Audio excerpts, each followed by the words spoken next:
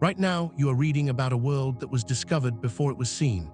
Neptune stands alone in the history of astronomy as the only planet predicted by mathematics before human eyes confirmed its existence.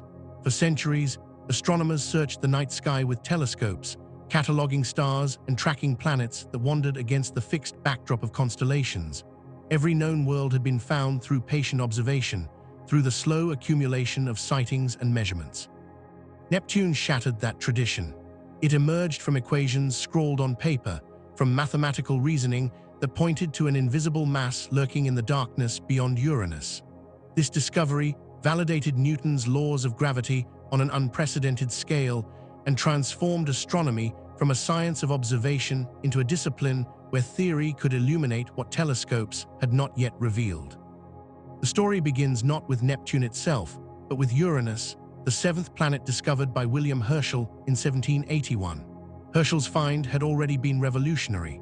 For the first time in recorded history, humanity had expanded the known boundaries of the solar system beyond the 5 planets visible to the naked eye. Uranus orbited at a staggering distance from the Sun, taking 84 years to complete a single revolution. Astronomers immediately began the painstaking work of calculating its precise orbital path. They expected the mathematics to be straightforward. Newton's law of universal gravitation had proven remarkably accurate for predicting planetary motions. Given enough observations, any planet's orbit could be calculated with precision. But Uranus refused to cooperate. By the early 1800s, astronomers had accumulated decades of positional measurements. They factored in the gravitational influences of Jupiter and Saturn, the 2 massive planets whose gravity tugged on everything in the outer solar system. The calculations should have matched the observations perfectly. They did not. Uranus appeared in the wrong place. The discrepancies were small at first, just a few arc seconds, but they grew over time. By 1840, the mismatch had become impossible to ignore. Uranus was straying from its predicted path by more than 2 arc minutes, an angular difference large enough to be obvious in quality telescopes. Something was pulling Uranus off course. Several explanations circulated through the astronomical community. Perhaps Newton's law of gravitation broke down at extreme distances from the Sun. Maybe the mathematics worked perfectly for planets closer to the Sun, but required modification in the outer reaches of the solar system. This possibility disturbed many scientists because Newton's laws had proven so reliable for nearly 2 centuries. Another theory suggested an undiscovered planet lurked beyond Uranus, exerting gravitational influence that perturbed the 7th planet's orbit. This hypothesis seemed more conservative. It preserved Newton's laws while explaining the anomalies through an invisible mass. But calculating the position of this hypothetical planet represented a mathematical challenge of extraordinary difficulty. The problem was not merely finding where an unknown planet might be at any given moment. The challenge was working backward from the effect to determine the cause. Astronomers could measure how Uranus was being pulled. They needed to calculate what kind of planet, at what distance, with what mass, could produce exactly those perturbations. The mathematics involved solving complex equations with multiple unknown variables. Most astronomers considered the task impossible or at least impractical. The calculations would require months of intense work with no guarantee of success. For years, the perturbations of Uranus remained an unsolved mystery, a puzzle that hinted at secrets hiding in the darkness beyond the known planets. Then 2 mathematicians, working independently on opposite sides of the English Channel, decided to tackle the impossible problem. John Couch Adams was a young Cambridge graduate student in England. Born in 1819 in Cornwall, Adams demonstrated exceptional mathematical ability from childhood. He excelled at Cambridge, graduating as the top student in mathematics in 1843. That same year, he decided to calculate the position of the hypothetical transuranian planet. Adams approached the problem with meticulous care. He gathered every available observation of Uranus dating back to Herschel's discovery and even included historical records from before 1781 when Uranus had been mistaken for a star. Using Newton's laws and making educated assumptions about the unknown planet's orbital characteristics, Adams began the enormous calculation. By September 1845, Adams had completed his analysis. His mathematics predicted a planet orbiting beyond Uranus at a specific location in the constellation Aquarius. Adams presented his findings to James Challis, director of the Cambridge Observatory, and to George Airy, the Astronomer Royal. Both men received Adams's predictions with skepticism. Airy sent Adams a technical question that Adams never answered, possibly because he was offended by the dismissive tone. Challis delayed beginning a systematic search. The British astronomical establishment, despite having a prediction in hand, failed to act decisively. This hesitation would prove costly. Meanwhile, in France, Urbain Le Verrier had independently arrived at the same problem. Le Verrier was a more established figure than Adams. Born in 1811, he had already made significant contributions to celestial mechanics. In 1845, he began his own analysis of the Uranus problem. Le Verrier's approach mirrored Adams's methodology. He collected observations, applied Newton's gravitational laws, and performed the exhaustive calculations needed to pinpoint the unseen planet. By June 1846, Le Verrier presented his findings to the French Academy of Sciences. His predicted position for the unknown planet was remarkably close to Adams's independent calculation. Both mathematicians pointed to nearly the same region of sky. Le Verrier faced the same challenge Adams had encountered. He needed an astronomer willing to search for the predicted planet. French observatories showed little interest in undertaking the systematic survey required. Le Verrier turned to Germany. On September 23, 1846, he sent his calculations to Johann Gottfried Galle at the Berlin Observatory. Galle received Le Verrier's letter that same evening. The German astronomer decided to begin the search immediately that very night. Galle had a significant advantage over potential searchers in England and France.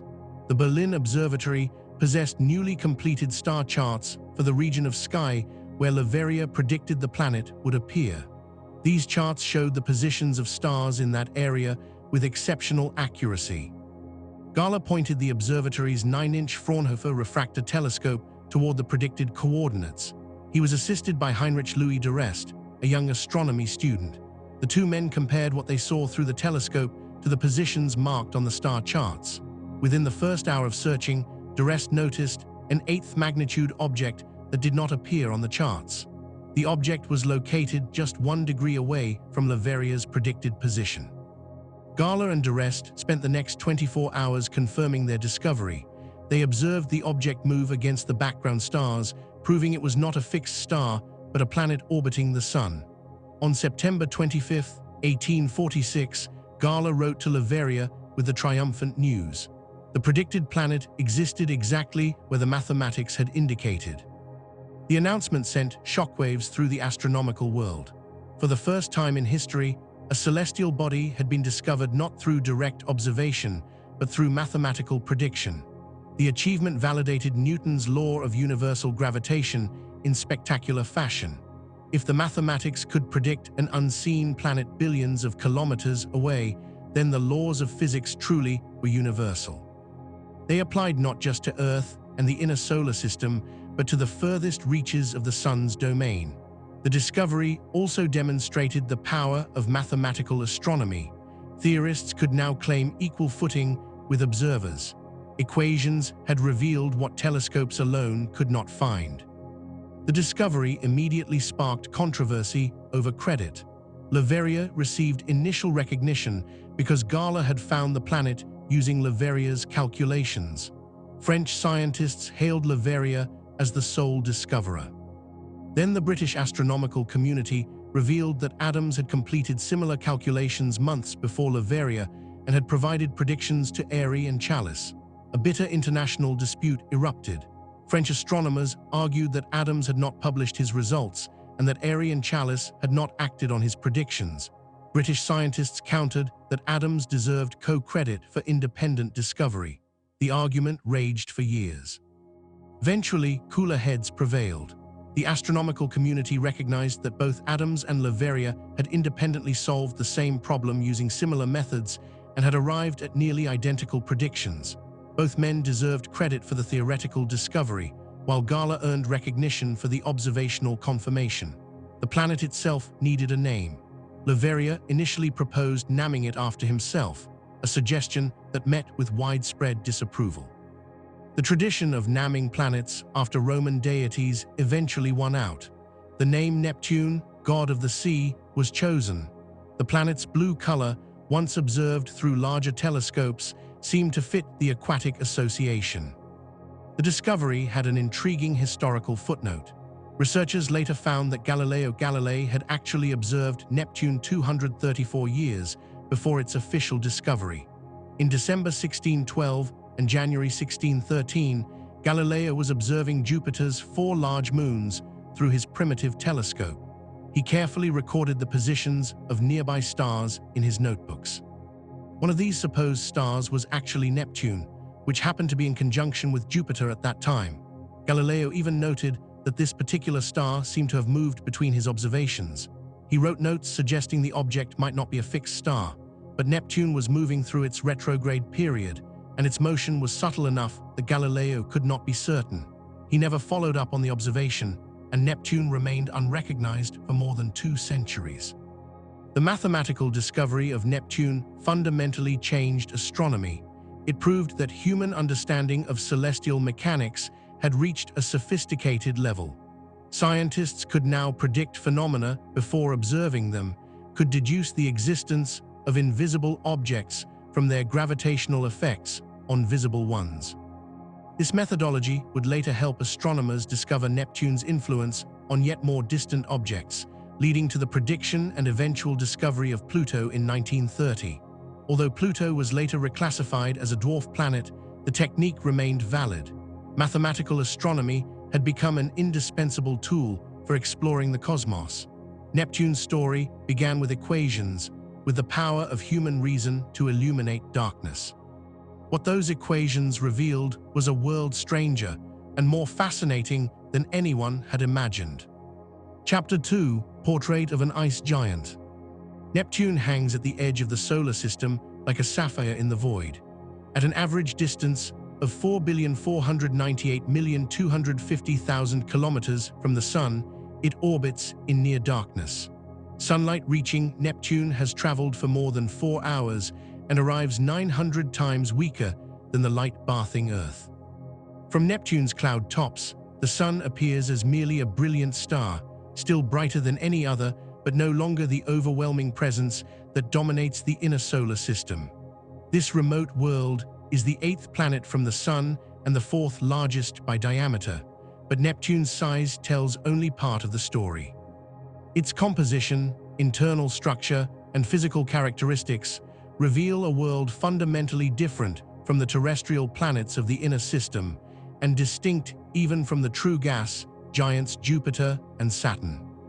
Neptune measures 49,244 kilometers in diameter at its equator. This makes it slightly smaller than Uranus, which spans 50,724 kilometers. For decades, astronomers believed Uranus was the smaller of the 2 ice giants, but the Voyager 2 flyby in 1989 provided precise measurements that overturned this assumption. Neptune's equator bulges slightly due to its rotation. The polar diameter measures approximately 48,680 kilometers, giving Neptune a modest oblateness of about 1.7%. The planet rotates rapidly for its size, completing one full rotation in approximately 16 hours and 11 minutes. This rotation period was definitively established when Voyager 2 detected periodic radio bursts associated with Neptune's magnetic field. Those radio emissions repeated with a precise 16.11-hour cycle, revealing the rotation period of the planet's interior where the magnetic field originates. Neptune possesses 17 times more mass than Earth, totaling approximately 102 trillion kilograms. Yet despite this enormous mass, Neptune's density is surprisingly low. The planet's average density measures just 1.64 grams per cubic centimeter, barely denser than water. This low density immediately tells astronomers that Neptune cannot be composed primarily of rock and metal like Earth. Instead, the planet must consist largely of lighter materials, specifically hydrogen, helium, water, methane, and ammonia. These components give Neptune its classification as an ice giant, a category it shares only with Uranus. The term ice giant distinguishes Neptune and Uranus from the true gas giants Jupiter and Saturn, which are dominated by hydrogen and helium throughout their bulk. The ice giant classification can be misleading to those unfamiliar with planetary science terminology. When astronomers refer to ices in the context of Neptune, they are not describing frozen water, ammonia, and methane. Instead, they use ice as a chemical term for these compounds, regardless of their physical state.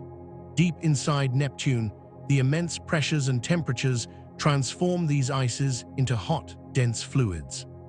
The water-ammonia-methane mixture exists as a supercritical fluid, a strange state of matter that shares properties of both liquids and gases. This exotic material cannot exist under Earth's surface conditions. It requires the extreme environment found only in the interiors of massive planets. Neptune's internal structure consists of 3 major layers, each with distinct composition and physical properties. At the very center lies the core, a solid mass of rock and metal. This core consists primarily of silicate minerals and iron-nickel alloys, similar in composition to Earth's interior, but compressed to much higher densities by the tremendous weight of the overlying layers. The core measures approximately 1.2 times Earth's mass and extends perhaps 7,000 kilometers from the planet's center. Conditions at the core are almost unimaginable. Temperatures reach approximately 5,400 Kelvin, hot enough to vaporize any substance under normal pressures. But the pressure at Neptune's core reaches 7 million atmospheres, 700 gigapascals, roughly twice the central pressure of Earth. Under these conditions, even the core's rock and metal take on properties alien to terrestrial experience. Surrounding the core lies the mantle, the thickest and most massive of Neptune's layers. The mantle extends from the core boundary outward for approximately 10,000 to 15,000 kilometers. This region contains the bulk of Neptune's mass and consists of that exotic mixture of water, methane, and ammonia in supercritical fluid form. The mantle material has a high electrical conductivity, a property that plays a crucial role in generating Neptune's magnetic field. Convection currents circulate through this conducting fluid, creating dynamo effects similar to those that generate Earth's magnetic field. However, Neptune's dynamo operates in the water-ammonia ocean of the mantle rather than in an iron core like Earth's. This difference explains some of the unusual properties of Neptune's magnetic field, including its significant tilt and offset from the planet's center. The pressure and temperature within the mantle create one of Neptune's most fascinating phenomena. At depths around 7,000 kilometers, conditions become suitable for methane molecules to decompose. Under the crushing pressure and intense heat, methane breaks down into carbon and hydrogen. The free carbon atoms crystallize into pure diamond. These diamond crystals, potentially ranging from microscopic specks to chunks weighing millions of carats, sink slowly through the denser fluid toward the core. Neptune may experience literal diamond rain, a precipitation of precious gemstones falling through the dark interior for thousands of years before settling at the core mantle boundary. This exotic meteorology has been partially confirmed by laboratory experiments that replicated Neptune-like conditions. When scientists subjected mixtures similar to Neptune's mantle composition to extreme pressures and temperatures, they observed diamond formation. Neptune and Uranus likely contain more diamond in their interiors than exists in Earth's entire crust. Above the mantle lies Neptune's atmosphere, the only part of the planet directly observable from outside. The atmosphere transitions gradually from the dense supercritical fluids of the mantle through progressively less dense layers until reaching the tenuous upper atmosphere exposed to space. Planetary scientists define Neptune's surface as the altitude where atmospheric pressure equals 1 bar, equivalent to Earth's sea level pressure. This arbitrary boundary occurs within the lower atmosphere, approximately 100 kilometers above the mantle's upper boundary. The atmosphere itself extends thousands of kilometers above this nominal surface, gradually thinning with altitude until it merges imperceptibly with the surrounding space. The atmospheric composition differs significantly from the mantle below. At high altitudes, Neptune's atmosphere consists of approximately 80% molecular hydrogen and 19% helium by volume. These percentages closely match the solar composition, the primordial mixture of elements that formed the Sun and planets. The remaining 1% of the atmosphere includes methane, hydrogen deuteride, and traces of ethane and other hydrocarbons. Methane, though comprising only about 1.5% of the atmosphere, plays a crucial role in Neptune's appearance and behavior. The methane concentration in Neptune's atmosphere is several times higher than the solar abundance, indicating that Neptune formed from materials enriched in heavier elements compared to the Sun's composition. Methane molecules absorb strongly in the red and infrared portions of the electromagnetic spectrum while allowing blue and green light to pass through. When sunlight strikes Neptune's atmosphere, the methane absorbs the red wavelengths and reflects or scatters the blue light back into space. This selective absorption creates Neptune's distinctive deep blue color. The planet appears as a vivid azure sphere, more richly colored than Uranus despite both planets having similar methane concentrations. The difference arises because Neptune's more dynamic atmosphere and thinner high-altitude haze allow deeper penetration of light into the methane-rich layers. Uranus has a thicker, more uniform haze that reflects light before it can interact as strongly with methane, resulting in a paler cyan appearance. Neptune's blue color is fundamentally different from Earth's blue sky. Earth's atmosphere appears blue due to Rayleigh scattering, where atmospheric molecules scatter shorter wavelength blue light more efficiently than longer wavelength red light. Neptune's color results from absorption, the removal of red light by methane molecules. The different mechanisms produce different shades of blue. Earth's is lighter and more variable depending on atmospheric conditions. Neptune's is deeper, richer, and more constant across the visible disk. Close-up images from Voyager 2 revealed subtle variations in color across Neptune's surface, with some regions appearing slightly greener or deeper blue than others. These variations correspond to differences in methane concentration, cloud altitude, and atmospheric haze distribution. The planet's internal heat represents one of Neptune's most puzzling characteristics. Precise measurements from Voyager 2's infrared instruments revealed that Neptune radiates 2.61 times more energy into space than it receives from the Sun. This excess heat output indicates a powerful internal energy source. Every planet in the solar system retains some heat from its formation 4.6 billion years ago. The solar system formed when a vast cloud of gas and dust collapsed under its own gravity. The collapse converted gravitational potential energy into heat.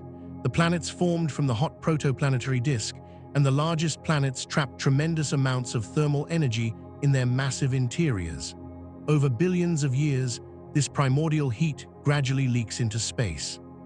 Jupiter and Saturn both emit significant internal heat, and their mechanisms are reasonably well understood. Jupiter is still slowly contracting, converting gravitational potential energy into heat through the Kelvin-Helmholtz mechanism. Saturn has an additional heat source from helium rain in its interior, where helium differentiates from hydrogen and releases gravitational energy as it sinks toward the core. Uranus, surprisingly, emits almost no excess heat. It radiates approximately the amount of energy expected from absorbed sunlight alone. Neptune's strong internal heat output is therefore puzzling. The planet should have cooled more thoroughly over 4.6 billion years, given its relatively small mass. Several theories attempt to explain Neptune's internal heat. One possibility is that Neptune's interior has not fully differentiated. Heavier materials continue to settle slowly toward the core, releasing gravitational potential energy as heat. This process could sustain the observed heat flow for billions of years. Another theory suggests that Neptune's interior contains radioactive elements in higher concentrations than expected. Radioactive decay of elements like uranium and thorium releases heat continuously, though most models suggest this alone cannot account for the observed energy output. A third hypothesis involves phase transitions in the mantle material. As the interior slowly cools and compositions shift, materials may undergo phase changes that release latent heat, similar to how water releases heat when it freezes. The exact mechanism remains uncertain, representing one of the outstanding mysteries of Neptune's structure. The internal heat has profound effects on Neptune's behavior. The heat drives vigorous convection currents throughout the mantle and into the atmosphere. These convection cells transport energy from the interior to the surface, where it radiates into space. The rising and sinking currents create instabilities and turbulence that power Neptune's extreme weather systems. Without this internal heat source, Neptune would be a far calmer world. The combination of internal heat and rapid rotation creates one of the most dynamic atmospheres in the solar system. Neptune holds the record for the fastest winds ever measured on any planet, with wind speeds exceeding 2,100 kilometers per hour. This ferocious atmospheric activity on a world receiving so little sunlight demonstrates the importance of Neptune's internal energy source. Neptune's gravity at the nominal 1-bar surface measures 11.15 meters per second squared, approximately 1.14 times Earth's surface gravity. An object or person weighing 100 kilograms on Earth would weigh 114 kilograms on Neptune, assuming they could somehow stand on the cloud tops. The escape velocity, the speed needed to break free of Neptune's gravity, is 23.5 kilometers per second. This high escape velocity allowed Neptune to retain even light gases like hydrogen and helium throughout the age of the solar system. Neptune's gravity well is deep enough that atmospheric particles require molecular speeds corresponding to extremely high temperatures to escape, far higher than the temperatures in Neptune's upper atmosphere. The combination of all these factors creates the portrait of an ice giant. Neptune is a world dominated by intermediate mass ices surrounding a rocky core, with an envelope of hydrogen and helium gas. It emits more energy than it receives, driving atmospheric dynamics that belie its distance from the Sun. Its deep blue color marks it as fundamentally different from the pale gas giants Jupiter and Saturn, and subtly different from its near-twin Uranus. Neptune represents a class of planet common in the galaxy, but rare in our immediate solar system, a world that challenges simple categorization and continues to reveal surprises even decades after humanity's only close encounter with it. Chapter 3: The Atmosphere of Chaos. Neptune's atmosphere is a laboratory of extreme physics, a place where familiar substances behave in alien ways under conditions impossible to replicate on Earth. The atmospheric layers stretch from the visible cloud tops deep into the planet's interior, transitioning gradually from thin gases to dense supercritical fluids over a vertical distance of thousands of kilometers. Understanding this atmospheric structure requires thinking of Neptune not as a solid world with air above it, but as a giant sphere of fluid material that becomes progressively less dense from center to surface. The atmosphere is simply the outermost portion of this continuous fluid envelope, the region where pressures drop low enough for distinct gaseous behavior to emerge. Planetary scientists divide Neptune's atmosphere into 3 major zones based on how temperature changes with altitude. The lowest accessible layer is the troposphere, extending from the deep interior upward to an altitude where pressure drops to approximately 100 millibars, 1/10 of Earth's sea level pressure. Within the troposphere, temperature decreases steadily with increasing altitude, just as it does in Earth's troposphere where weather occurs. At the nominal 1-bar surface level, Neptune's temperature averages about 72 Kelvin, which translates to approximately -201 degrees Celsius. This temperature is extraordinarily cold by terrestrial standards, far below the freezing points of water, ammonia, and even methane at Earth's atmospheric pressure. As altitude increases through the troposphere, temperature continues dropping. At the tropopause, the boundary between the troposphere and the next atmospheric layer, temperature reaches its minimum at approximately 52 to 53 Kelvin, roughly -221 degrees Celsius. This temperature inversion represents one of the coldest places in the solar system accessible to direct measurement. The tropopause marks a fundamental transition in atmospheric behavior. Below this altitude, convection dominates as warmer gas from the interior rises and cooler gas descends. Above the tropopause, convection weakens and other processes take over. The stratosphere lies immediately above the tropopause. In this zone, temperature increases with altitude, creating a stable layering where warmer, less dense gas sits atop cooler, denser gas. This configuration suppresses vertical mixing and convection. The temperature increase results from absorption of ultraviolet sunlight by trace compounds in the stratosphere, particularly hydrocarbons created by the breakdown of methane. As altitude increases through the stratosphere, temperature climbs from the 52 Kelvin minimum at the tropopause to approximately 140 to 154 Kelvin at altitudes where pressure drops to 1 microbar, 1/1,000,000th of Earth's sea level pressure. This represents a temperature increase of nearly 100 degrees Kelvin despite moving further from the planet's internal heat source. The stratospheric heating demonstrates that even at Neptune's enormous distance from the Sun, solar radiation still affects atmospheric structure. Above the stratosphere lies the thermosphere, also called the upper atmosphere or exosphere in some contexts. In this region, atmospheric density becomes so low that individual atoms and molecules can travel long distances before colliding with each other. Temperature rises dramatically with altitude in the thermosphere, potentially reaching several hundred Kelvin or even higher. Direct measurements of this region are sparse. The Voyager 2 spacecraft provided limited data on Neptune's thermosphere, and ground-based observations struggle to characterize such tenuous gases. Some theoretical models suggest temperatures in the upper thermosphere could reach 750 Kelvin or higher, though more recent modeling suggests these estimates might be too extreme. The high temperatures do not indicate that the thermosphere feels hot in the conventional sense. The gas density is so low that the total thermal energy per cubic meter remains small despite individual particles moving at high speeds corresponding to high temperatures. The chemical composition of Neptune's atmosphere varies with altitude and pressure. At the highest levels where measurements are possible, hydrogen dominates at approximately 77 to 83% by volume. Helium accounts for about 16 to 22%. Together, these two primordial elements make up about 99% of the atmosphere by number of molecules.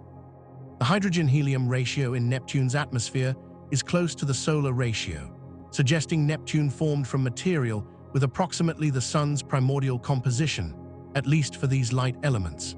The presence of substantial helium proves that Neptune's gravity was strong enough to retain even this light gas over billions of years. Helium escapes easily from smaller bodies like Mars, but remains trapped in Neptune's deep gravitational well. Methane comprises about 1 to 2% of the atmosphere by volume. This small percentage translates to a methane abundance several times higher than the solar ratio, indicating that Neptune formed from material enriched in heavier elements. The methane concentration decreases slightly with altitude because methane condenses into ice clouds at certain temperature and pressure combinations. Methane's role in Neptune's atmosphere extends far beyond its modest abundance. The molecule profoundly affects the atmosphere's thermal structure, chemistry, and appearance. Methane absorbs ultraviolet light from the sun in the upper atmosphere. This absorption breaks methane molecules apart through photolysis. The freed carbon and hydrogen atoms recombine into more complex hydrocarbons, including ethane, acetylene, and other organic compounds. These hydrocarbon hazes contribute to the stratosphere's temperature structure by absorbing additional solar radiation. At deeper levels where pressures and temperatures allow, methane condenses into ice crystals that form clouds. These methane ice clouds appear as bright white or slightly bluish features against Neptune's darker blue background. The highest clouds in Neptune's atmosphere are composed of methane ice and form at altitudes where temperatures drop below methane's condensation point at the local pressure. Below these methane clouds, at higher pressures and temperatures, other cloud layers form. Theoretical models predict that ammonia-hydrogen sulfide clouds should exist at deeper levels where temperatures and pressures allow those compounds to condense. Still deeper, water ice and perhaps water droplet clouds should form in the warmest, deepest parts of the observable atmosphere. These multiple cloud layers create a complex vertical structure. However, only the uppermost methane clouds are directly visible from outside. The deeper cloud layers remain hidden beneath the overlying atmosphere. The atmosphere's pressure increases exponentially with depth. At the nominal surface defined as the 1 bar level, pressure equals Earth's sea level pressure. Descending just 100 kilometers doubles the pressure to 2 bars. Another 100 kilometers down, the pressure reaches 4 bars. The pressure continues increasing until it reaches hundreds or thousands of bars in the deep atmosphere, where gases transition into supercritical fluids. At around 10,000 bars, 10 gigapascals of pressure, the atmosphere effectively merges with the water-ammonia-methane mantle. No distinct boundary separates the two regions. The continuous pressure gradient creates a gradual transition from recognizable atmospheric gases through increasingly dense fluids to the exotic supercritical ices of the mantle interior. Temperature also increases dramatically with depth once below the tropopause. The temperature at the 1 bar level averages 72 Kelvin. Deeper in the atmosphere, at 10 bars of pressure, the temperature reaches approximately 110 Kelvin. At 100 bars, the temperature climbs past 160 Kelvin. By the time pressure reaches 1,000 bars, deep in the transition zone toward the mantle, temperatures exceed several hundred Kelvin. The temperature continues rising into the thousands of Kelvin in the deep interior. This temperature gradient drives convection throughout the lower atmosphere and mantle. Hot material from depth rises, expands, and cools as it ascends. Cool material near the tropopause sinks, compresses, and heats as it descends. These convection currents transport Neptune's internal heat from the interior to the visible atmosphere and ultimately to space. The atmospheric composition at depth differs from the high-altitude measurements. Methane becomes more abundant relative to hydrogen at higher pressures because methane does not condense out as readily in the warmer, deeper layers. Ammonia, largely frozen out at the cold tropopause, becomes more abundant in the deeper atmosphere where temperatures exceed its sublimation point. Water vapor concentrations increase dramatically in the deep atmosphere where temperatures allow water ice to vaporize. The exact composition profile with depth remains uncertain because no probe has ever penetrated Neptune's atmosphere to make direct measurements. Scientists infer the structure from theoretical models constrained by the observed bulk properties of the planet, including its mass, radius, gravitational field, and infrared emission spectrum. Neptune's atmospheric chemistry is driven by 3 energy sources: internal heat rising from below, sunlight arriving from above, and charged particle interactions in the upper atmosphere. The internal heat powers convection and drives large-scale atmospheric circulation. Rising currents carry material from the deep atmosphere upward, while sinking currents pull material from higher altitudes down into the depths. This vertical mixing prevents the atmosphere from settling into completely stable stratified layers. Instead, Neptune's atmosphere remains dynamically active despite the planet's frigid temperatures. Sunlight, though weak at Neptune's distance, still provides enough energy to drive photochemistry. Ultraviolet photons strike molecules in the upper atmosphere with enough energy to break chemical bonds. Methane photolysis is the most important process. When a methane molecule absorbs a UV photon, it splits into a methyl radical and a hydrogen atom. These reactive fragments collide with other atmospheric molecules and create a cascade of chemical reactions. The products include hydrogen gas that escapes the fragments and more complex hydrocarbons like ethane and acetylene that accumulate in the stratosphere. Over time, these hydrocarbons build up to form hydrocarbon hazes that obscure the deeper atmosphere and contribute to Neptune's blue color by scattering light. Charged particles from the Sun and from Neptune's magnetosphere also affect atmospheric chemistry. These energetic particles strike atmospheric molecules and ionize them, creating a population of ions and free electrons in the upper atmosphere. The ionosphere, the ionized region of the atmosphere, interacts with Neptune's magnetic field and creates complex electromagnetic phenomena. Radio emissions detected from Neptune originate in these interactions between the ionosphere, magnetosphere, and atmospheric neutrals. The charged particle interactions also drive additional chemistry, creating unusual molecules and radicals that cannot form through photolysis alone. The atmospheric layers respond differently to seasonal changes. Neptune's rotation axis is tilted 28.3 degrees relative to its orbital plane, similar to Earth's 23.5-degree tilt. This axial tilt creates seasons as different hemispheres receive varying amounts of sunlight during Neptune's long year. One complete orbit around the Sun takes 164.8 years, making each Neptunian season last more than 40 Earth years. The seasonal changes in solar heating should theoretically create measurable differences in atmospheric temperature and cloud patterns between the hemispheres. Voyager 2 observed Neptune in 1989 during southern summer. The planet's south pole was tilted toward the Sun, receiving the maximum possible sunlight. Hubble Space Telescope observations over subsequent decades have monitored Neptune's atmosphere as the seasons progressed toward southern autumn. These observations revealed brightening cloud bands in the southern hemisphere and subtle changes in atmospheric temperature structure. By the early 21st century, Neptune had passed through southern summer solstice and was approaching the southern autumn equinox. The seasonal changes are subtle because Neptune's internal heat provides far more energy to the atmosphere than absorbed sunlight. The ratio of internal to solar heating is approximately 2.6 to 1. Seasonal variations in solar heating therefore represent relatively small perturbations on top of the dominant internal heat flow. Nevertheless, patient monitoring has detected seasonal atmospheric changes, confirming that even at Neptune's vast distance, the Sun's influence remains detectable. Recent observations from the James Webb Space Telescope have provided the most detailed infrared view of Neptune's atmosphere ever obtained. These observations reveal the three-dimensional structure of Neptune's cloud layers with unprecedented clarity. Different infrared wavelengths penetrate to different atmospheric depths.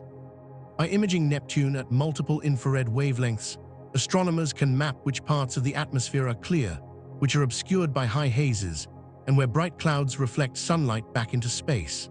The JWST images show streaky clouds aligned with wind patterns, bright spots indicating upwelling regions where convection brings material from the deep atmosphere to visible levels, and dark regions where cloud layers are absent or suppressed. The atmospheric temperature structure remains an area of active research. Ground-based observations using infrared spectroscopy can measure the thermal emission from different atmospheric layers. By comparing the observed spectrum to theoretical models, scientists derive temperature as a function of altitude. These observations reveal subtle temperature variations with latitude and longitude. Some latitudinal bands appear slightly warmer or cooler than adjacent regions, suggesting organized circulation patterns that transport heat horizontally as well as vertically. Longitudinal temperature variations indicate the presence of atmospheric waves, oscillations that propagate around the planet and create patterns of warmer and cooler air. Neptune's atmosphere is not uniform or static. It churns with convection driven by internal heat, disturbed by the weak but persistent forcing from sunlight, and modified by complex chemistry in the upper layers. The atmosphere supports the most extreme weather in the solar system, with wind speeds that dwarf anything observed on Earth, Jupiter, or Saturn. These winds and the storms they create emerge from the chaotic interaction of rotation, internal heating, and the atmospheric temperature structure. Neptune's atmosphere is fundamentally a heat engine, converting thermal energy from the interior into kinetic energy of atmospheric motion. The efficiency and power of this heat engine create an atmosphere of chaos that continues to surprise and challenge scientists attempting to understand this distant blue world. Now I have comprehensive information for chapters 4, 5, and 6. Let me write these chapters with the same detailed approach and TTS-friendly formatting. Chapter 4, Storms Beyond Imagination. Neptune holds the record for the most extreme weather in the solar system. The winds screaming across its cloud tops reach speeds that dwarf anything experienced on any other known world. Ground-based measurements and spacecraft observations have documented sustained wind velocities exceeding 2,100 kilometers per hour, equivalent to approximately 1,300 miles per hour. To put this in perspective, the fastest winds ever measured on Earth occurred during Tropical Cyclone Olivia in 1996, when instruments on Barrow Island in Australia recorded gusts reaching 408 kilometers per hour. Neptune's routine wind speeds are more than 5 times faster. These supersonic winds exceed the speed of sound in Neptune's atmosphere, creating shock waves and turbulence on scales difficult to comprehend. The mystery is not merely that such winds exist, but that they exist on a world receiving only 1/900th the sunlight that Earth receives. The conventional understanding of planetary winds connects them directly to solar heating. On Earth, the sun heats the equator more intensely than the poles, creating temperature differences that drive atmospheric circulation. Hot air rises at the equator, flows toward the poles at high altitude, descends in the mid-latitudes, and returns toward the equator at low altitude. This circulation pattern generates Earth's prevailing winds. Jupiter and Saturn follow similar principles, though their rapid rotation and internal heat sources complicate the patterns. Both gas giants receive more solar energy than Neptune, and both have powerful internal heat sources. Jupiter's winds reach speeds around 640 kilometers per hour. Saturn's winds are faster, approaching 1,800 kilometers per hour near the equator. Yet Neptune, receiving far less sunlight than either gas giant, somehow generates even more powerful atmospheric motion. The explanation must lie in Neptune's internal heat. As discussed previously, Neptune radiates 2.61 times more energy than it absorbs from the Sun. This internal heating provides the primary energy source driving atmospheric dynamics. But internal heating alone does not explain why Neptune's winds exceed those on Uranus, which has similar size and structure but generates almost no excess internal heat. The answer involves the interaction between internal heating, rapid rotation, and atmospheric depth. Neptune's 16-hour rotation period is fast enough to create significant Coriolis effects, which deflect moving air and generate the organized east-west wind bands visible in telescope images. The internal heat drives vigorous convection that transports energy from deep in the atmosphere to the visible cloud layers. This convection creates instabilities that accelerate the winds. Another factor is the relative absence of friction. On Earth, winds interact with the surface through friction with terrain, vegetation, and ocean waves. This friction dissipates energy and limits wind speeds. Gas giants have no solid surface. Their atmospheres extend thousands of kilometers deep, transitioning gradually into liquid and supercritical fluid regions. Without a surface to provide friction, winds can accelerate to much higher speeds.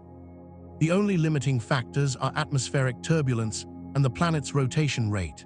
Neptune's combination of strong internal heating, rapid rotation, deep atmosphere, and lack of surface creates ideal conditions for extreme wind generation. The exact mechanisms remain subjects of active research. Some planetary scientists suggest that Neptune's winds might be more efficient at converting thermal energy into kinetic energy than the atmospheres of Jupiter or Saturn. The details of how this efficiency arises from Neptune's specific atmospheric composition and temperature structure are still being investigated. The wind patterns on Neptune vary dramatically with latitude. The most powerful winds occur in the southern hemisphere at mid-latitudes, where measurements have recorded speeds exceeding 2,000 kilometers per hour. Near the equator, winds blow westward, retrograde relative to the planet's rotation. This retrograde equatorial wind is unusual. Most planets with significant atmospheres show prograde equatorial winds that blow in the same direction as the planet's rotation. Neptune's retrograde equatorial winds remain unexplained, though they likely relate to the complex interaction between internal heat flow and rotation. At higher latitudes in both hemispheres, winds shift to eastward, blowing prograde.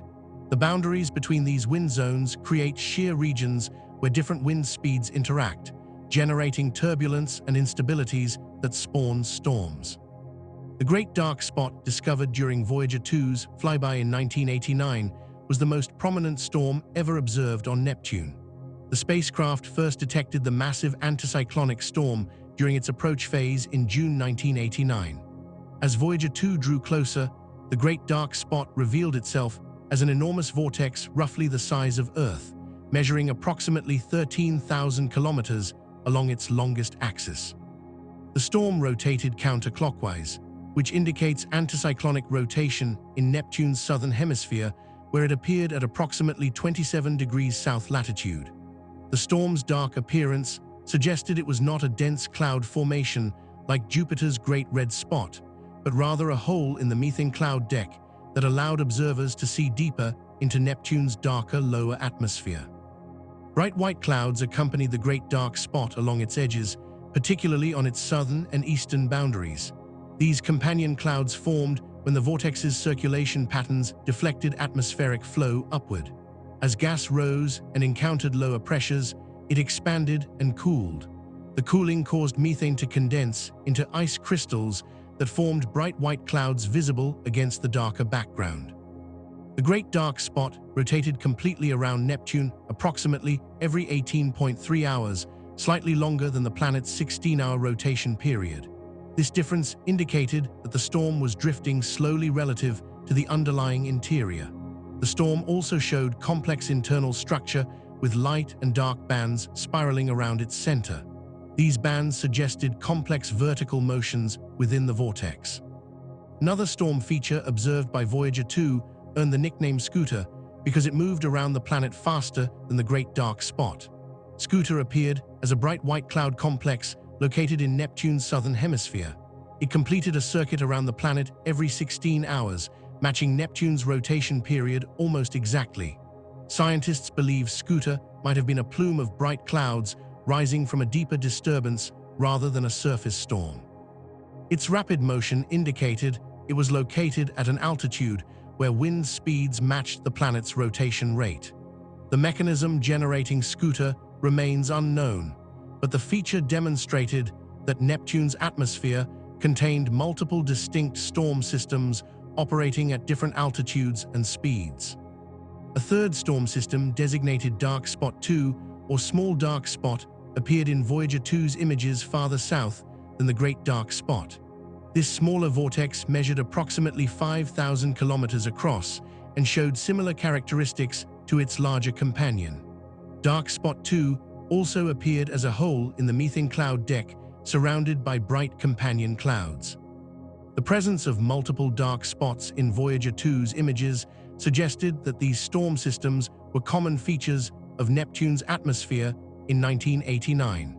The dark spots appeared to be high-pressure anticyclonic systems, similar in some respects to Jupiter's various anticyclonic ovals, but with fundamental differences in structure and behavior. The mystery deepened when the Hubble Space Telescope first observed Neptune in 1994. Astronomers eagerly anticipated observing the Great Dark Spot with the newly repaired Space Telescope, which could achieve resolution comparable to Voyager 2's images despite observing from billions of kilometers farther away. The Hubble images revealed that the Great Dark Spot had completely vanished. No trace remained of the massive storm that had dominated Neptune's southern hemisphere just 5 years earlier. Dark Spot 2 had also disappeared. The complete absence of these major storm systems shocked planetary scientists. Jupiter's Great Red Spot has persisted for at least 350 years and possibly much longer. Saturn's storms typically last months to years. Neptune's Great Dark Spot had existed for mere years at most before dissipating entirely. This discovery fundamentally changed the understanding of Neptune's atmospheric dynamics. Neptune's storms are transient phenomena that form, evolve, and dissipate over relatively short timescales. The storms are not anchored to permanent underlying structures like Jupiter's storms appear to be. Instead, they drift freely in latitude, move at different speeds than the surrounding atmosphere, and eventually break apart. The mechanisms causing storm formation and dissipation remain poorly understood. Some theories suggest that the storms form when convection from Neptune's interior breaks through the stable stratospheric layers, creating massive vortices that persist until the driving convection weakens or the vortex drifts into atmospheric conditions that cannot sustain it. Hubble's continued monitoring of Neptune through the 1990s and 2000s revealed that dark spots are recurring features that appear and disappear on timescales of a few years. In 1994, Hubble detected a new dark spot in Neptune's northern hemisphere, the first such feature ever observed north of the equator. This northern dark spot appeared roughly comparable in size to the original Great Dark Spot, but at a much higher latitude. Additional dark spots appeared in subsequent years, always as temporary features that lasted 2 to 5 years before fading. The spots varied in size, shape, and exact location. Some appeared more circular, while others were elongated. Some drifted toward the equator, while others remained relatively stationary in latitude. This diversity suggested that multiple mechanisms might create and sustain these storm systems. One of the most remarkable observations came in 2018 when Hubble detected a new dark vortex in Neptune's northern hemisphere. Initially, this storm appeared typical of previous dark spots, measuring approximately 11,000 kilometers across. Astronomers observed the storm drifting southward toward the equator through 2018 and 2019. Based on the behavior of previous dark spots, which typically dissipate when they drift close to the equator, scientists expected this storm to fade as it approached Neptune's equatorial regions. The equator appears to be a graveyard for Neptune's dark vortices, where the atmospheric conditions somehow destroy these storm systems. But in August 2020, something unprecedented happened. The storm stopped its southward drift and reversed direction. The vortex executed a sharp U-turn and began moving back toward the north. This behavior had never been observed on Neptune before. All previous dark spots had either dissipated or continued drifting until they vanished. The reversal puzzled atmospheric scientists, who could not explain what mechanisms would cause a massive storm system to abruptly change direction. Around the same time the storm reversed, Hubble observed a smaller dark spot forming near the larger vortex. This smaller storm measured approximately 6,300 kilometers across. Some researchers speculated that the large storm might have fragmented, spinning off a portion of itself as it attempted to reverse course. The reversal offered clues about Neptune's deep atmospheric structure. The storm's change in direction suggested it encountered a barrier of some kind, perhaps a change in wind patterns or temperature structure that prevented further southward motion. Instead of dissipating when it hit this barrier, the storm somehow bounced back. The mechanism might involve interactions between the storm and deep convection currents rising from Neptune's interior. If convection patterns vary with latitude, a storm drifting into a region with different convection might be pushed back toward more favorable conditions. Alternatively, the reversal might relate to the storm's vertical structure. If the storm extended through multiple atmospheric layers with different wind speeds, the different layers might have pulled the storm in different directions, eventually overcoming its southward drift. The bright companion clouds that typically surround dark spots also disappeared during the 2020 reversal. When the storm was first discovered in 2018 and during its southward drift in 2019, brilliant white methane clouds adorned its edges. These clouds vanished when the storm halted and reversed. The absence of companion clouds might indicate changes in the storm's vertical structure.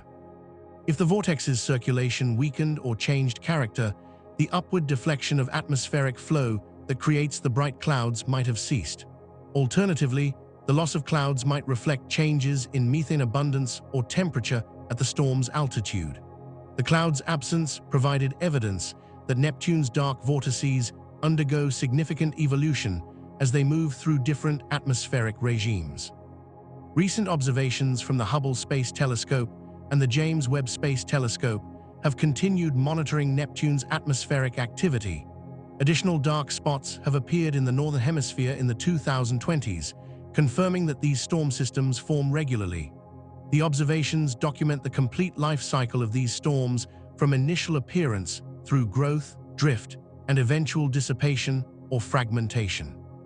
This long-term monitoring reveals that Neptune's atmosphere is in constant flux. Unlike Jupiter, where major features persist for centuries, Neptune's atmosphere reinvents itself every few years. The dark spots come and go, the bright cloud bands wax and wane, and the overall atmospheric structure evolves continuously. The transient nature of Neptune's storms contrasts sharply with Jupiter's relatively stable configuration. The difference likely relates to the internal structure of the two planets. Jupiter has a small rocky core surrounded by metallic hydrogen and molecular hydrogen layers. The distinct layering might create stable circulation patterns that anchor storm systems. Neptune's more homogeneous ice and gas structure might not provide the same stable anchoring. Neptune's storms float freely in a deep, relatively uniform atmosphere driven by convection from below. Without stable underlying features to anchor them, the storms drift and dissipate according to local atmospheric conditions. Understanding Neptune's storms requires solving fundamental questions about ice giant atmospheres. Why do the storms form in the first place? What triggers the initial development of a vortex large enough to become a dark spot? How do the storms maintain their coherence for years while drifting across the planet? Why do they eventually dissipate? What determines whether a storm will drift toward the equator or remain at higher latitudes? These questions remain partially answered at best. The limited observational data provides snapshots of the storms at various stages, but cannot reveal the detailed physical processes operating within the vortices. Future missions to Neptune could deploy atmospheric probes to directly sample the conditions within and around these storm systems. Such probes could measure temperature, pressure, wind speed, and composition at different altitudes within a dark spot. These measurements would constrain theoretical models and reveal the three-dimensional structure of Neptune's storms. Until such missions occur, astronomers must rely on remote observations and computer simulations. The simulations attempt to recreate Neptune's atmospheric conditions and test whether proposed mechanisms can generate storm systems resembling the observed dark spots. While simulations have successfully created vortices in models of Neptune's atmosphere, matching the exact behavior, size, and lifetime of the observed storms remains challenging. Neptune's storms represent one of the most dynamic and poorly understood phenomena in planetary science. These massive vortices, larger than entire planets, form and disappear within years in an atmosphere driven by internal heat rather than sunlight. The storms reveal that Neptune is not a cold, inactive ice giant, but a world with vigorous atmospheric circulation that rivals anything seen elsewhere in the solar system. The record-breaking winds, the ephemeral dark vortices, and the mysterious reversal of storms all point to an atmosphere operating under physical principles that scientists are still working to understand. Neptune's atmosphere is chaos given form, a constantly changing maelstrom at the edge of the solar system. Chapter 5: The Orbital Dance and Formation Mystery. Neptune's orbit defines the edge of the classical planetary system. The planet circles the Sun at an average distance of 4,498,250,000 kilometers, equivalent to approximately 30.1 astronomical units. 1 astronomical unit equals the average distance from Earth to the Sun, roughly 150 million kilometers. Neptune orbits 30 times farther from the Sun than Earth does. At this immense distance, Neptune takes 164.8 Earth years to complete a single orbit. When Neptune was discovered in 1846, it had completed less than one full orbit around the Sun by the time Voyager 2 flew past in 1989. Neptune completed its first full orbit since discovery on July 12, 2011, finally returning to the same position relative to the background stars where Johann Galle first observed it. The orbital path Neptune follows is nearly circular, but not perfectly so. The orbit has an eccentricity of 0.011, meaning it deviates only slightly from a perfect circle. At perihelion, the closest approach to the Sun, Neptune reaches 29.81 astronomical units from the Sun. At aphelion, the farthest point, Neptune recedes to 30.33 astronomical units. This difference of about half an astronomical unit represents the extent of Neptune's orbital variation. The low eccentricity indicates that Neptune's orbit has circularized over the age of the solar system. Gravitational interactions with other planets and the slow dissipation of orbital energy through tidal effects gradually reduce orbital eccentricity over billions of years. Neptune's orbital plane is inclined 1.77 degrees relative to the ecliptic, the plane defined by Earth's orbit around the Sun. This small inclination means Neptune orbits in nearly the same plane as the inner planets. The low inclination provides evidence that Neptune formed from the same protoplanetary disk that produced all the other planets. If Neptune had formed elsewhere and been captured by the Sun's gravity later, it would likely have a much more inclined or even retrograde orbit. The orbital characteristics all point to Neptune forming in place along with the other planets from the primordial solar nebula. However, this seemingly straightforward conclusion leads to a profound puzzle. The conditions in the outer solar system during planet formation should have prevented Neptune from forming at its current location. The challenge is the density of material available to build planets. The protoplanetary disk that surrounded the young Sun contained gas and dust distributed in a decreasing gradient with distance from the Sun. The inner solar system, being closer to the Sun, had higher concentrations of material per unit volume. The outer solar system had much lower densities. At Neptune's current distance of 30 astronomical units, the primordial disk would have been extremely tenuous. Computer simulations of planet formation at this distance consistently show that building a planet as massive as Neptune would take hundreds of millions of years or longer, far longer than the observed age of the solar system when planet formation occurred. The timescale problem becomes even worse when considering that the gas component of the protoplanetary disk dispersed within a few million years after the Sun ignited. Neptune is composed largely of ices and gases captured from that disk. If Neptune formed where it currently orbits, it should have accreted its mass before the disk dispersed. Two main hypotheses address this formation problem. The gravitational instability model suggests that Neptune formed rapidly through direct collapse of a dense clump in the protoplanetary disk. Instead of growing gradually through accretion of planetesimals, Neptune would have formed almost instantaneously when a portion of the disk became gravitationally unstable and collapsed under its own weight. This mechanism can form giant planets very quickly, potentially within thousands of years. However, gravitational instability requires specific conditions in the disk, particularly high mass density and rapid cooling. Whether these conditions existed at 30 astronomical units remains debatable. Most simulations suggest gravitational instability works best in the inner parts of protoplanetary disks or in very massive disks, neither of which applies to Neptune's location. The alternative hypothesis proposes that Neptune did not form at its current location.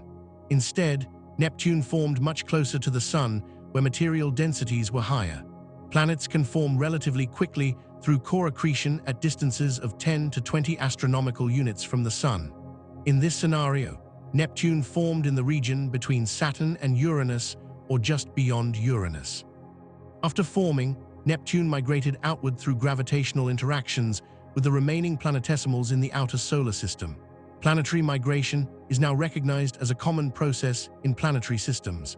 Many exoplanetary systems show evidence of extensive migration, with gas giants orbiting closer to their stars than Mercury orbits the Sun. These hot Jupiters must have formed farther out and migrated inward. Neptune represents the opposite case, a planet that migrated outward. The migration hypothesis gained substantial support from a comprehensive model of solar system evolution called the Nice model, named after the French city where much of the work was developed. The Nice model addresses multiple puzzles about the solar system's structure by proposing that the giant planets formed in more compact orbits than they currently occupy. Jupiter formed at approximately 5.5 astronomical units, similar to its current position. Saturn formed at approximately 8 to 9 astronomical units. Uranus and Neptune formed between about 13 and 17 astronomical units from the Sun, much closer than their present positions. In this compact configuration, the four giant planets had nearly circular, coplanar orbits. Beyond Neptune's orbit lay a massive disk of icy planetesimals, the remnants of the protoplanetary disk that had not been incorporated into planets. Over tens of millions of years, the giant planets interacted gravitationally with the planetesimal disk. When a planet encounters a planetesimal, the interaction transfers angular momentum between them. If the planetesimal approaches from behind the planet in its orbit, the interaction accelerates the planetesimal and sends it to a higher orbit. Conservation of angular momentum means the planet loses a tiny amount of orbital energy and moves slightly inward. If the planetesimal approaches from ahead of the planet, the interaction decelerates the planetesimal and sends it to a lower orbit, and the planet gains energy and moves slightly outward. The net effect depends on the distribution of planetesimals relative to the planet's orbit. For the outer planets, most planetesimals approached from behind, from the dense planetesimal disk beyond their orbits. Each encounter sent a planetesimal outward and pushed the planet inward. Neptune, being the outermost planet, scattered planetesimals with high efficiency. Some scattered planetesimals encountered Uranus, transferring energy to that planet and pushing it outward. Some reached Saturn, pushing it outward as well. A few reached Jupiter. Jupiter's enormous mass meant that planetesimals encountering it were typically ejected from the solar system entirely or sent to highly elliptical orbits. Jupiter's interactions caused it to move inward. Over millions of years, this process caused Neptune and Uranus to migrate outward, while Jupiter moved slightly inward, and Saturn's position changed depending on the details of the encounters. The migration continued gradually until the planetary orbits achieved a particular configuration where Jupiter and Saturn entered a 2-to-1 orbital resonance. When this resonance occurred, approximately 600 million years after the solar system formed, the gravitational interactions between Jupiter and Saturn became much stronger. The resonance excited the eccentricities of both planets' orbits, making them more elliptical. The changing orbits destabilized the entire system. The orbits of Uranus and Neptune were perturbed dramatically, causing these ice giants to plunge into the dense planetesimal disk. This encounter scattered planetesimals throughout the solar system. Many were ejected to interstellar space. Many more were sent into the inner solar system, causing a dramatic spike in impact rates on the terrestrial planets. This spike corresponds to the late heavy bombardment observed in lunar crater records around 3.9 billion years ago. During this chaotic period, Neptune and Uranus exchanged positions. Computer simulations show that Uranus initially orbited farther from the Sun than Neptune in the compact configuration. During the instability and migration, Neptune was flung outward past Uranus, reaching its current position at 30 astronomical units. Uranus settled at approximately 19.2 astronomical units. The dramatic encounters with the planetesimal disk also explain why Uranus has such an extreme axial tilt of 98 degrees. A collision or near-miss encounter with a massive planetesimal during the migration could have knocked Uranus onto its side. Neptune avoided such an extreme impact and retained a more modest 28-degree axial tilt. The NICE model elegantly explains multiple observed features of the solar system. It accounts for the orbital positions and eccentricities of the giant planets. It explains the late heavy bombardment. It explains the existence and structure of the Kuiper belt, the disk of icy bodies beyond Neptune's orbit. The Kuiper belt is not a simple remnant of the protoplanetary disk, but a sculpted population shaped by Neptune's outward migration. As Neptune migrated, it scattered most of the primordial planetesimals. The Kuiper belt objects that survive today are either objects that were captured into orbital resonances with Neptune or objects in the classical Kuiper belt that were never closely approached by Neptune. Neptune's gravitational influence on the Kuiper belt is profound. The region from 30 to 50 astronomical units from the Sun contains thousands of known objects and likely millions more too small or distant to detect easily. The distribution of these objects is not smooth.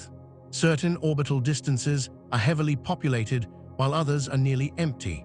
These patterns reflect orbital resonances with Neptune. When a Kuiper belt object's orbital period is a simple fraction of Neptune's orbital period, the two objects return to the same relative positions repeatedly. These repeated alignments create gravitational nudges that either stabilize the orbit or destabilize it, depending on the specific resonance. The most prominent resonance is the 3-to-2 resonance, where objects complete 3 orbits for every 2 Neptune orbits. Objects in this resonance orbit at approximately 39.4 astronomical units from the Sun, with orbital periods around 248 years. These 3-to-2 resonant objects are called Plutinos because Pluto is the most famous member of this population. Thousands of Plutinos have been discovered. The resonance protects them from close encounters with Neptune. Even though their orbits cross Neptune's orbital radius, the resonance ensures that whenever a Plutino crosses Neptune's distance, Neptune is always far away on the opposite side of its orbit. This protection allows Plutinos to survive over the age of the solar system without being ejected by Neptune. Other resonances exist at different distance ratios. The 2-to-1 resonance at 47.7 astronomical units and the 5-to-3 resonance at 42.3 astronomical units also host significant populations. Regions between resonances tend to be depleted because objects in those regions experience slow chaotic perturbations from Neptune that eventually eject them.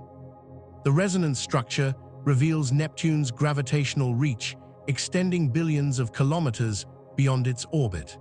Neptune acts as a gravitational shepherd, organizing the outer solar system into patterns dictated by orbital mechanics. Neptune's migration also created the scattered disk, a population of objects on highly eccentric and inclined orbits beyond the Kuiper belt.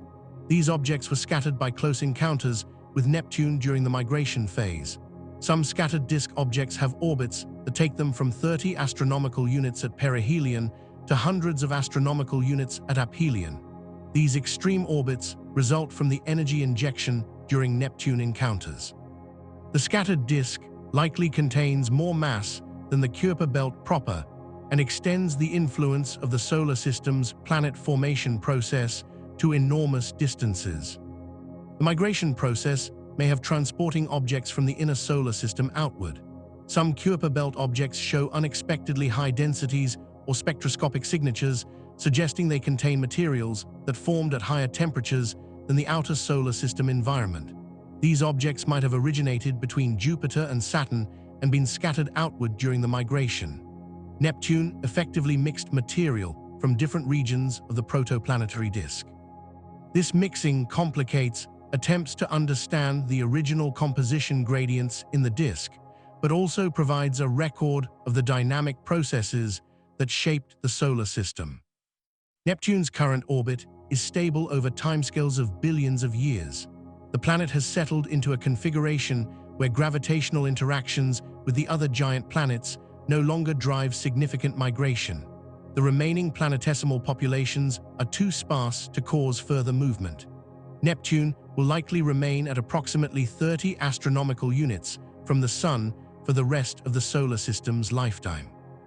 The orbit may oscillate slightly in eccentricity and inclination over millions of years due to gravitational perturbations from Jupiter and Saturn, but the semi-major axis will remain essentially constant. Neptune has reached its final orbital position after a journey that began billions of kilometers closer to the Sun and involved a chaotic migration through a disk of icy debris. The story of Neptune's orbit is the story of the solar system's evolution from a compact disk of gas and dust to the organized planetary system observed today. Chapter 6: Rings in the Darkness. Neptune possesses a ring system so faint and delicate that it remained undetected for more than a century after the planet's discovery. The rings are composed of dark material that reflects very little sunlight, making them extraordinarily difficult to observe from Earth, even with large telescopes.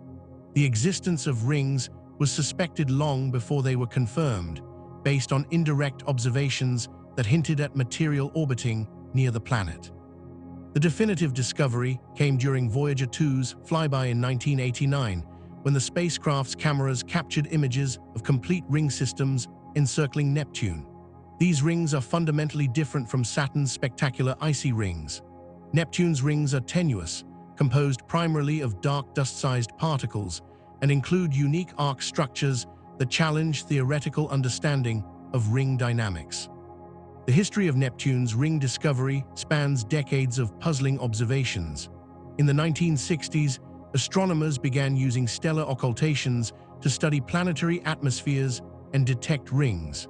When a planet passes in front of a star, as seen from Earth, the star's light passes through the planet's atmosphere before being blocked by the planet itself. By precisely measuring how the star's brightness changes during this event, astronomers can determine properties of the atmosphere and detect any rings that might occult the star before or after the planet does. This technique discovered the rings of Uranus in 1977, when observers noticed the star being blocked multiple times before and after Uranus itself passed in front. Astronomers attempted similar observations for Neptune. Several stellar occultations were observed in the 1980s. Some observations showed brief dips in starlight before or after Neptune blocked the star, suggesting the presence of rings or ring arcs. However, the results were inconsistent. Some observations showed dips on one side of Neptune, but not the other. If complete rings existed, they should cause symmetric dips on both sides of the planet. The asymmetric observations led to speculation that Neptune might have incomplete rings, arcs of material that only extended partway around the planet rather than forming complete circles. This would be unprecedented. Saturn, Jupiter, and Uranus all have complete rings. Partial rings seemed theoretically unstable.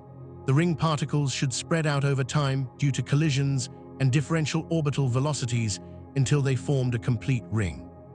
The puzzle remained unsolved until August 1989, when Voyager 2 approached Neptune. The spacecraft's cameras were programmed to search for rings during the approach phase. Finding rings around Neptune required careful planning because of their expected faintness. The rings would be most visible when backlit by the sun, with the spacecraft positioned so that sunlight passed through the ring plane toward the cameras. Under backlit conditions, small dust particles scatter light efficiently, making faint rings visible. Voyager 2's trajectory was designed to pass behind Neptune relative to the Sun, providing this ideal viewing geometry. The spacecraft confirmed the presence of rings on August 22, 1989, 3 days before closest approach. Long-exposure images revealed faint arcs of material trailing around Neptune. As Voyager 2 drew closer and obtained better images, the true structure emerged. Neptune has 5 distinct rings, each forming a complete circle around the planet. The innermost ring is named Gala, after Johann Gottfried Gala, who first observed Neptune through a telescope. The Gala ring orbits at approximately 41,900 kilometers from Neptune's center, roughly 2,000 kilometers above the cloud tops. The ring is faint and broad, extending about 2,000 kilometers in radial width. Its material is diffuse, consisting of widely separated dust particles. The next ring outward is Leverrier, named after Urbain Leverrier, who calculated Neptune's position. The Leverrier ring orbits at approximately 53,200 kilometers from Neptune's center. This ring is narrower than Gala, with a width of about 110 kilometers. Leverrier is slightly brighter and more well-defined than Gala, suggesting a higher concentration of particles. The ring particles orbit with a period matching Neptune's rotation at that altitude, taking approximately 7.1 hours to complete one circuit. Between Leverrier and the next major ring lies a faint sheet of material designated Lassell, named after William Lassell, who discovered Neptune's largest moon, Triton. Lassell is an extremely diffuse ring extending from approximately 53,200 kilometers to about 57,200 kilometers radius. The ring is so faint that it barely qualified as a distinct feature. It might be better described as a broad zone of dust connecting Leverrier to the outer rings rather than a ring in its own right. Farther out lies Arago, another faint dusty ring at approximately 57,200 kilometers radius. Arago, named after French astronomer François Arago, is similar in character to Lassell, consisting of sparse dust distributed over a broad region. The material in these inner rings likely originates from micrometeorite impacts on Neptune's small inner moons. When a micrometeorite strikes a moon, it blasts dust and small particles into space. Some of this debris goes into orbit around Neptune, gradually spreading out to form diffuse rings. The outermost and most interesting ring is Adams, named after John Couch Adams, who independently predicted Neptune's position. The Adams ring orbits at approximately 62,930 kilometers from Neptune's center, about 14,600 kilometers above the cloud tops. The Adams ring is narrow, only about 15 to 50 kilometers wide, depending on location. What makes Adams unique are the 5 prominent arcs of brighter material embedded within the otherwise uniform ring. These arcs span limited ranges of orbital longitude rather than extending completely around the planet. The 5 arcs have been named Liberté, Égalité 1, Égalité 2, Fraternité, and Courage. The first 4 names reference the motto of the French Revolution, honoring the French contributions to Neptune's discovery. Courage was named by the Voyager imaging team. The arcs are confined to a longitude range of about 40 degrees, occupying roughly 1/9 of the total ring circumference. Within this region, the particle density is significantly higher than in the rest of the Adam's ring. The arcs appear as bright clumps when viewed from Voyager 2's backlit perspective. In reflected light, they would appear as slightly denser regions within the ring. The arcs pose a theoretical challenge. Ring particles in the same orbit should spread out over time. If particles collide, they exchange momentum. Faster-moving particles slow down, while slower particles speed up. Over thousands of orbital periods, this process should smear out any initial clumping and create a uniform ring. The arcs should not be stable structures, yet the arcs clearly exist and have remained stable since their discovery. Ground-based observations using adaptive optics and occultation measurements confirm that the arcs persist with only minor changes in structure over decades. Something must be confining the arc material and preventing it from spreading. The most likely explanation involves orbital resonances with Neptune's moon Galatea. Galatea orbits just inside the Adam's ring at approximately 61,953 kilometers from Neptune's center. The small moon, measuring only about 176 kilometers in diameter, orbits slightly faster than the Adam's ring particles. Galatea completes one orbit in approximately 10 hours, while the ring particles take about 14 hours. This creates a specific resonance condition. Ring particles near the arcs experience periodic gravitational nudges from Galatea. These nudges occur at specific points in the orbit, essentially corralling the particles and preventing them from spreading freely around the ring.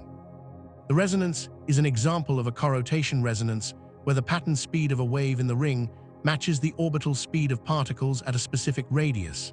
Galatea maintains this resonance pattern, creating regions where particles accumulate. The mathematics of orbital resonances predicts that such configurations can trap material in arc-like structures, though the exact mechanism depends on details of the moon's mass, the ring particle properties, and the specific resonance involved. Computer simulations have successfully reproduced arc-like structures in models of the Adam's ring when Galatea's gravitational influence is included.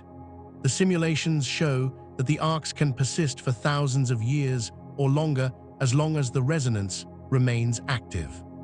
The ring material itself is extremely dark. Spectroscopic measurements indicate that the particles absorb more than 95% of incident sunlight. Only 5% or less is reflected, making the rings among the darkest objects in the solar system.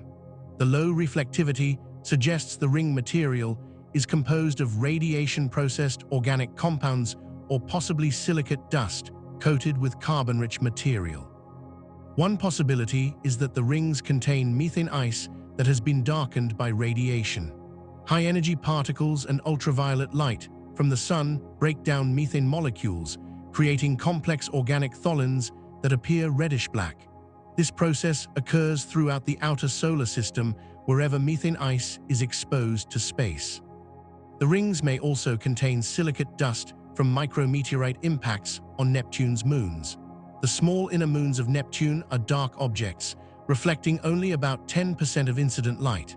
When micrometeorite impacts blast material off these moons, the ejected particles would naturally be dark. The rings appear redder than Uranus's rings, which are gray in color.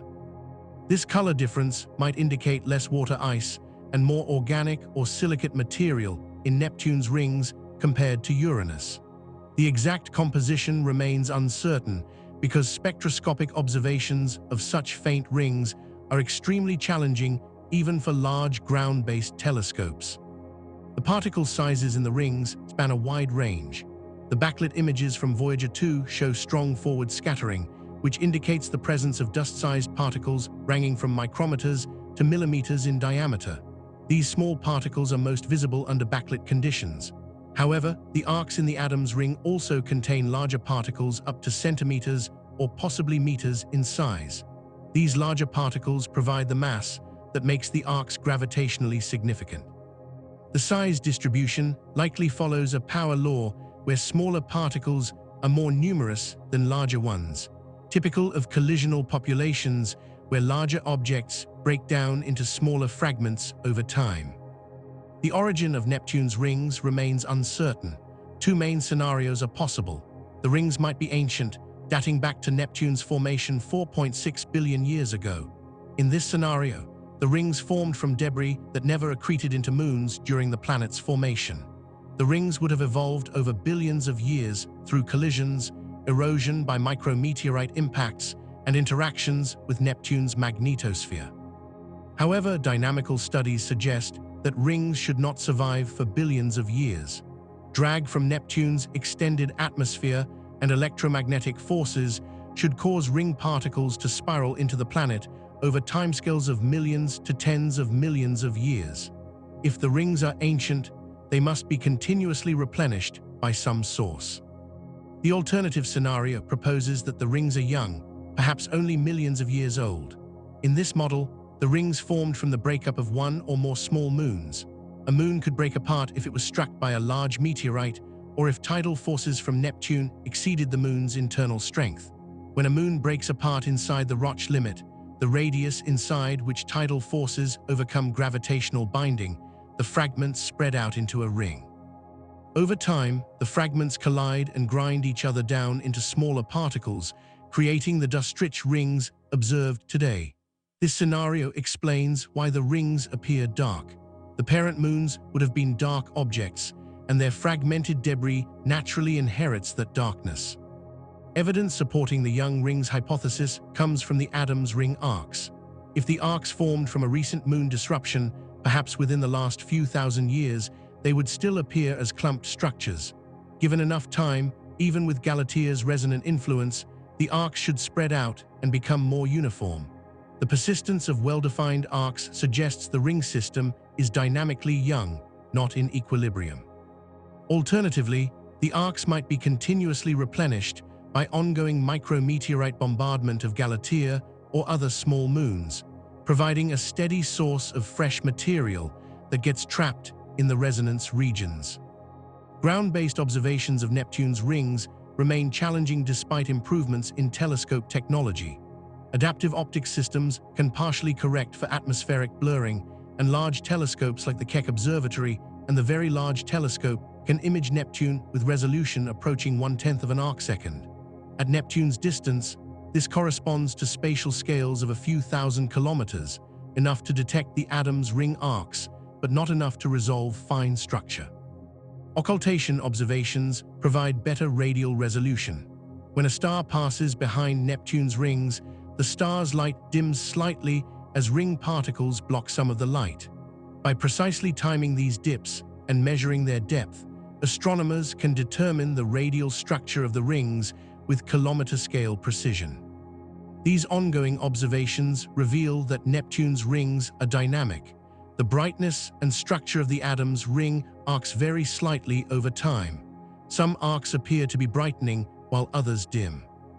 The total mass in the arcs may be changing as particles migrate in and out of the resonant regions. These changes occur on timescales of years to decades, fast enough to be detected with careful monitoring, but slow enough that the overall ring structure remains recognizable. The variability confirms that Neptune's rings are not static features, but active systems responding to ongoing dynamical processes. Future missions to Neptune could provide detailed ring observations. A spacecraft entering orbit around Neptune could study the rings from close range over extended periods, monitoring changes in real time. Instruments could measure the ring's composition through spectrometry, determine particle size distributions, and track the motion of individual arc clumps. Such observations would test theories of ring confinement and reveal whether the arcs are stable structures or transient features. Until such missions occur, Neptune's rings remain among the most mysterious ring systems in the solar system, faint ghosts orbiting the blue giant at the edge of planetary space. Chapter 7: A Family of Moons. Neptune commands a family of 16 known moons, each named after figures from Greek and Roman mythology associated with water deities. This naming convention honors Neptune's role as the Roman god of the sea. The Neptunian moon system is fundamentally different from those of Jupiter and Saturn, where those giant planets possess dozens of moons in complex orbital arrangements. Neptune has relatively few satellites. The scarcity likely results from a catastrophic event early in Neptune's history when the largest moon, Triton, was captured from independent orbit around the Sun. Triton's capture would have gravitationally disrupted any pre-existing moon system, ejecting some moons and causing others to collide. The current moon system represents what survived that ancient catastrophe plus smaller moons that formed more recently from debris. Triton dominates the Neptunian system both physically and historically. William Lassell discovered Triton on October 10, 1846, just 17 days after Neptune itself was confirmed. Lassell was an English brewer and amateur astronomer who built his own telescopes. His 24-inch reflector telescope was among the finest instruments of the era. Lassell detected Triton as a faint point of light orbiting close to Neptune.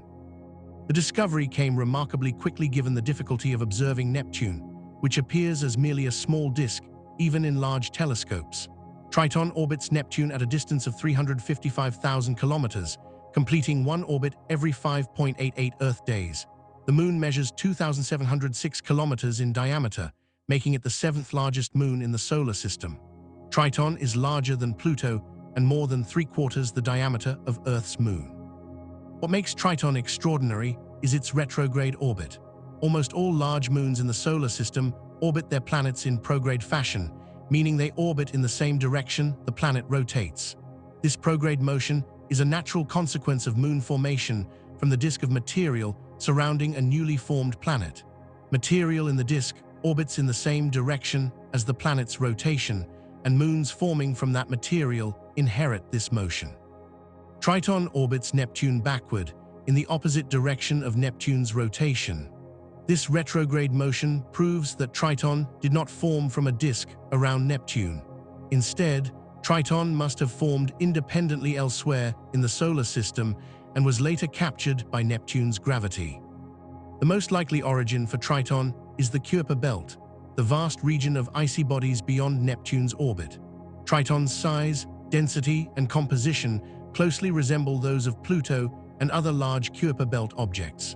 The Moon has a density of 2.06 grams per cubic centimeter, indicating a composition of approximately 70% rock and 30% water ice.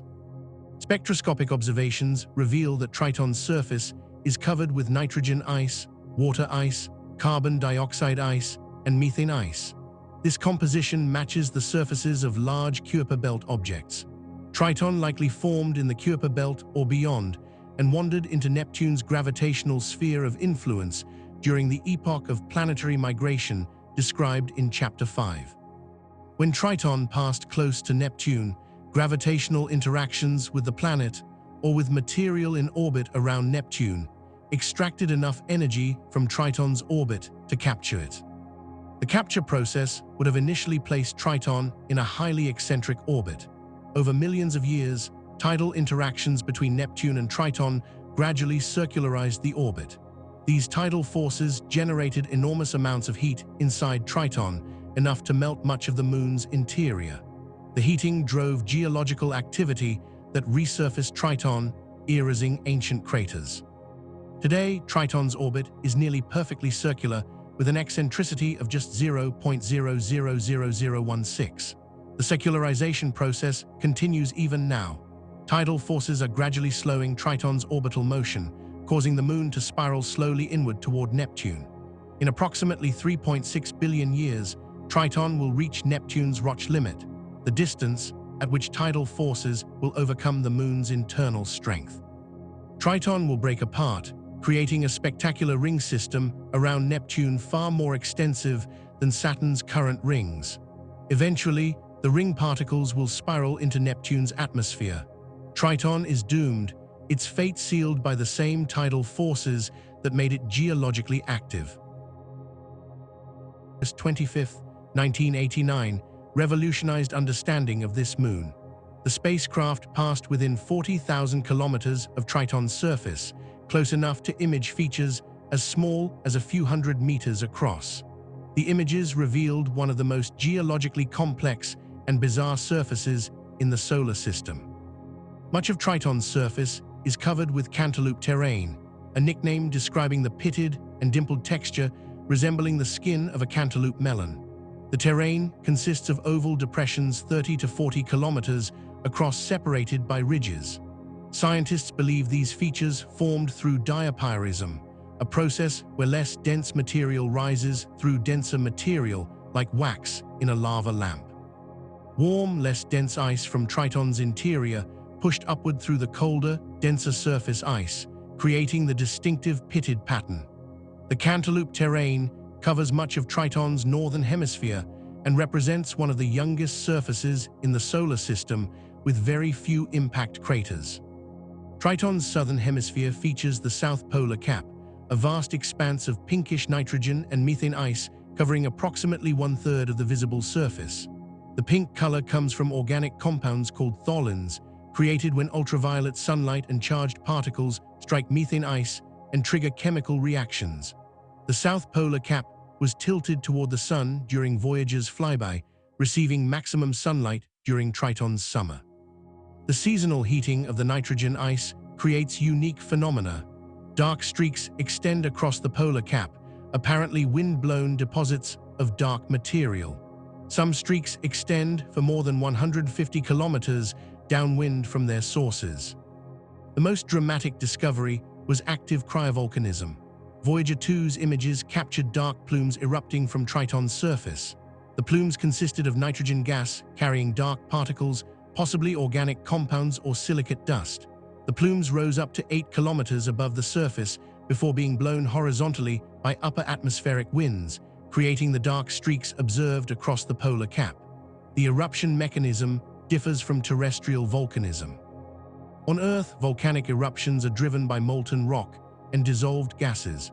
On Triton, the eruptions are driven by solar heating of subsurface nitrogen ice. Despite receiving only 1,000th the sunlight that Earth receives, the weak sunlight penetrates Triton's semi-transparent nitrogen ice surface. The ice acts as a greenhouse, trapping heat beneath the surface. The heating vaporizes nitrogen ice in pockets beneath the surface. Pressure builds until the gas breaks through, carrying dark material with it. This cryovolcanic activity makes Triton one of the few geologically active bodies in the outer solar system, along with Jupiter's moon Io and Saturn's moon Enceladus. Triton possesses a thin atmosphere composed primarily of nitrogen with traces of methane.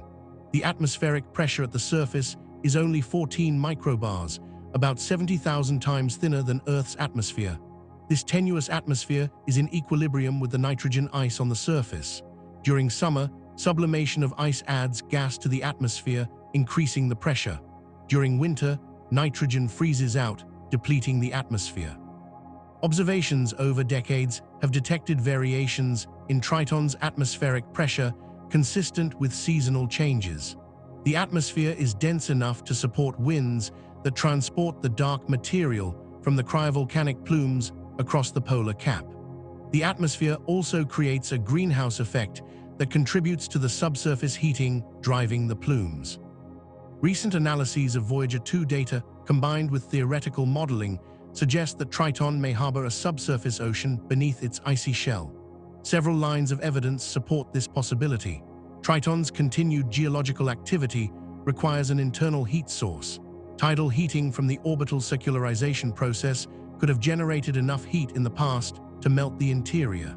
Some of that internal ocean could persist today if insulated by a thick ice shell. The cantaloupe terrain resembles features on Europa and Enceladus, both of which have subsurface oceans.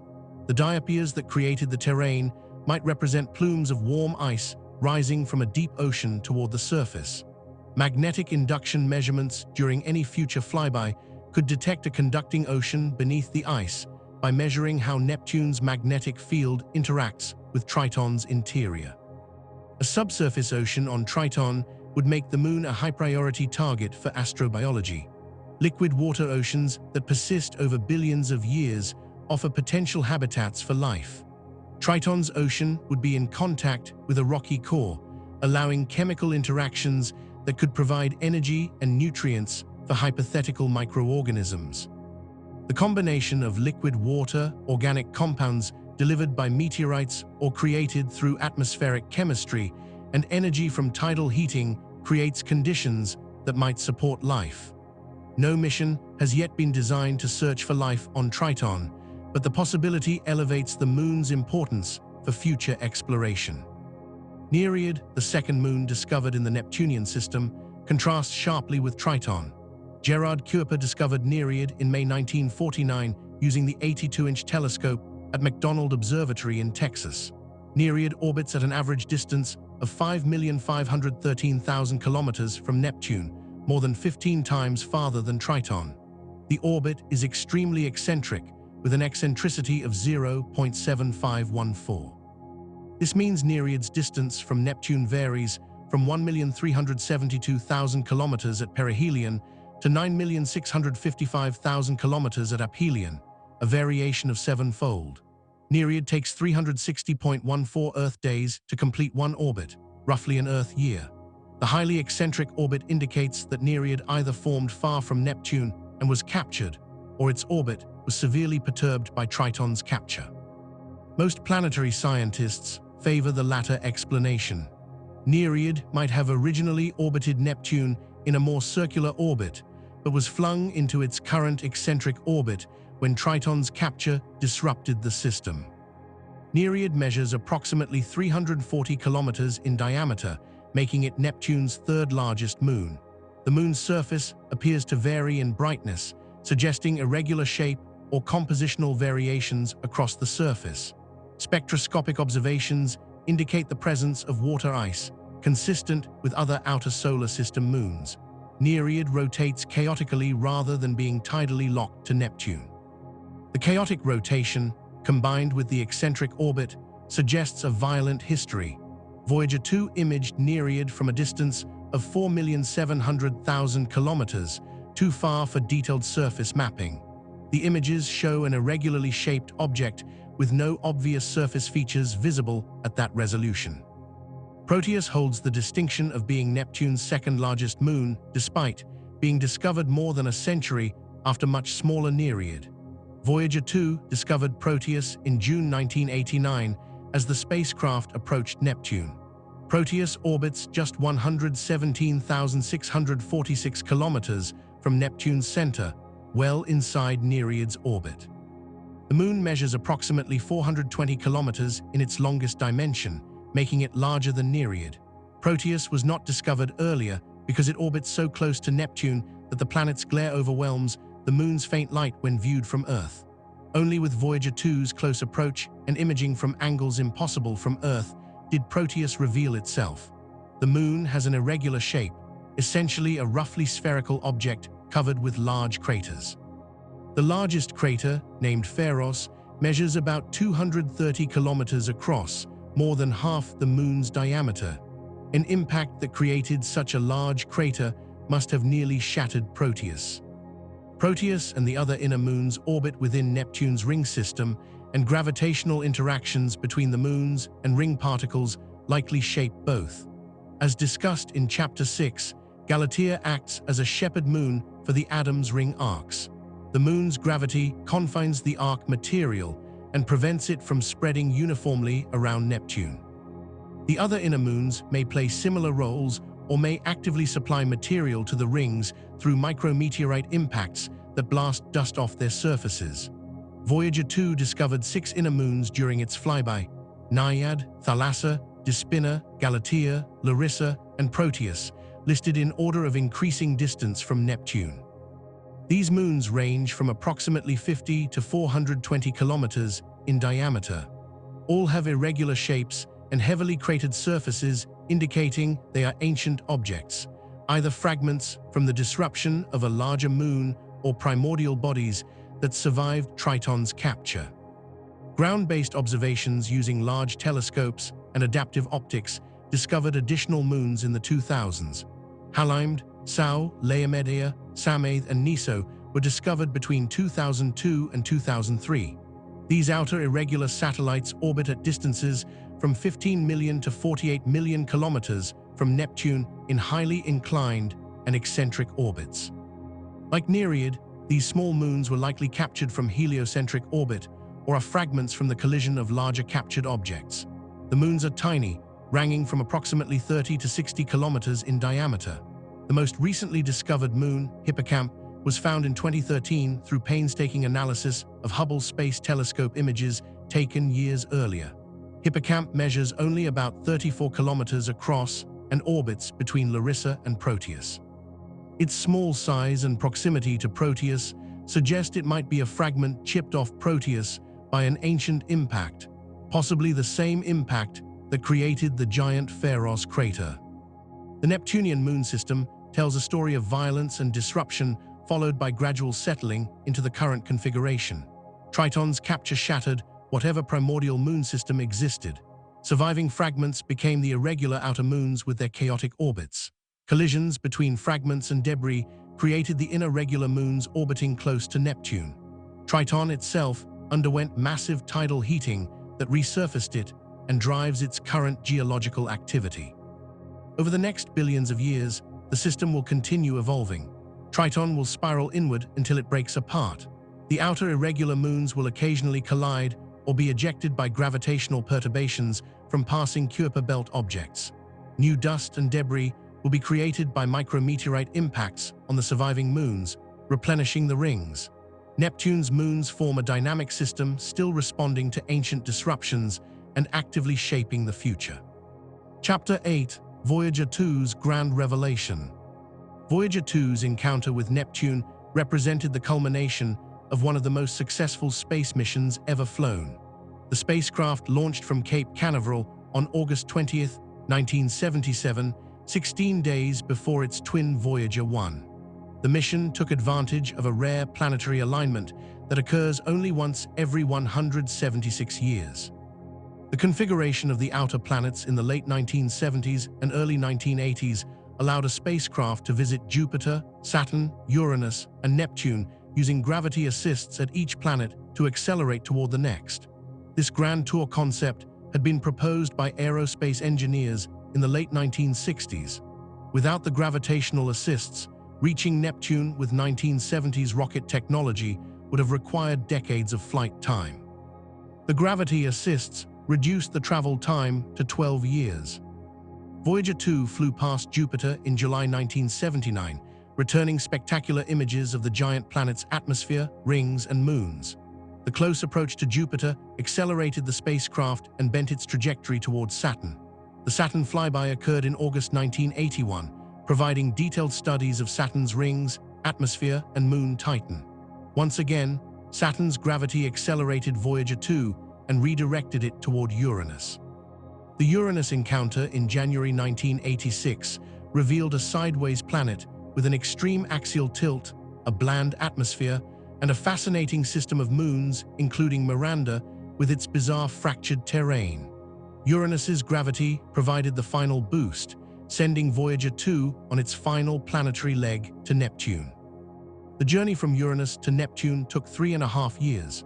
During this cruise phase, Voyager 2 was essentially alone in empty space, billions of kilometers from Earth and any planet.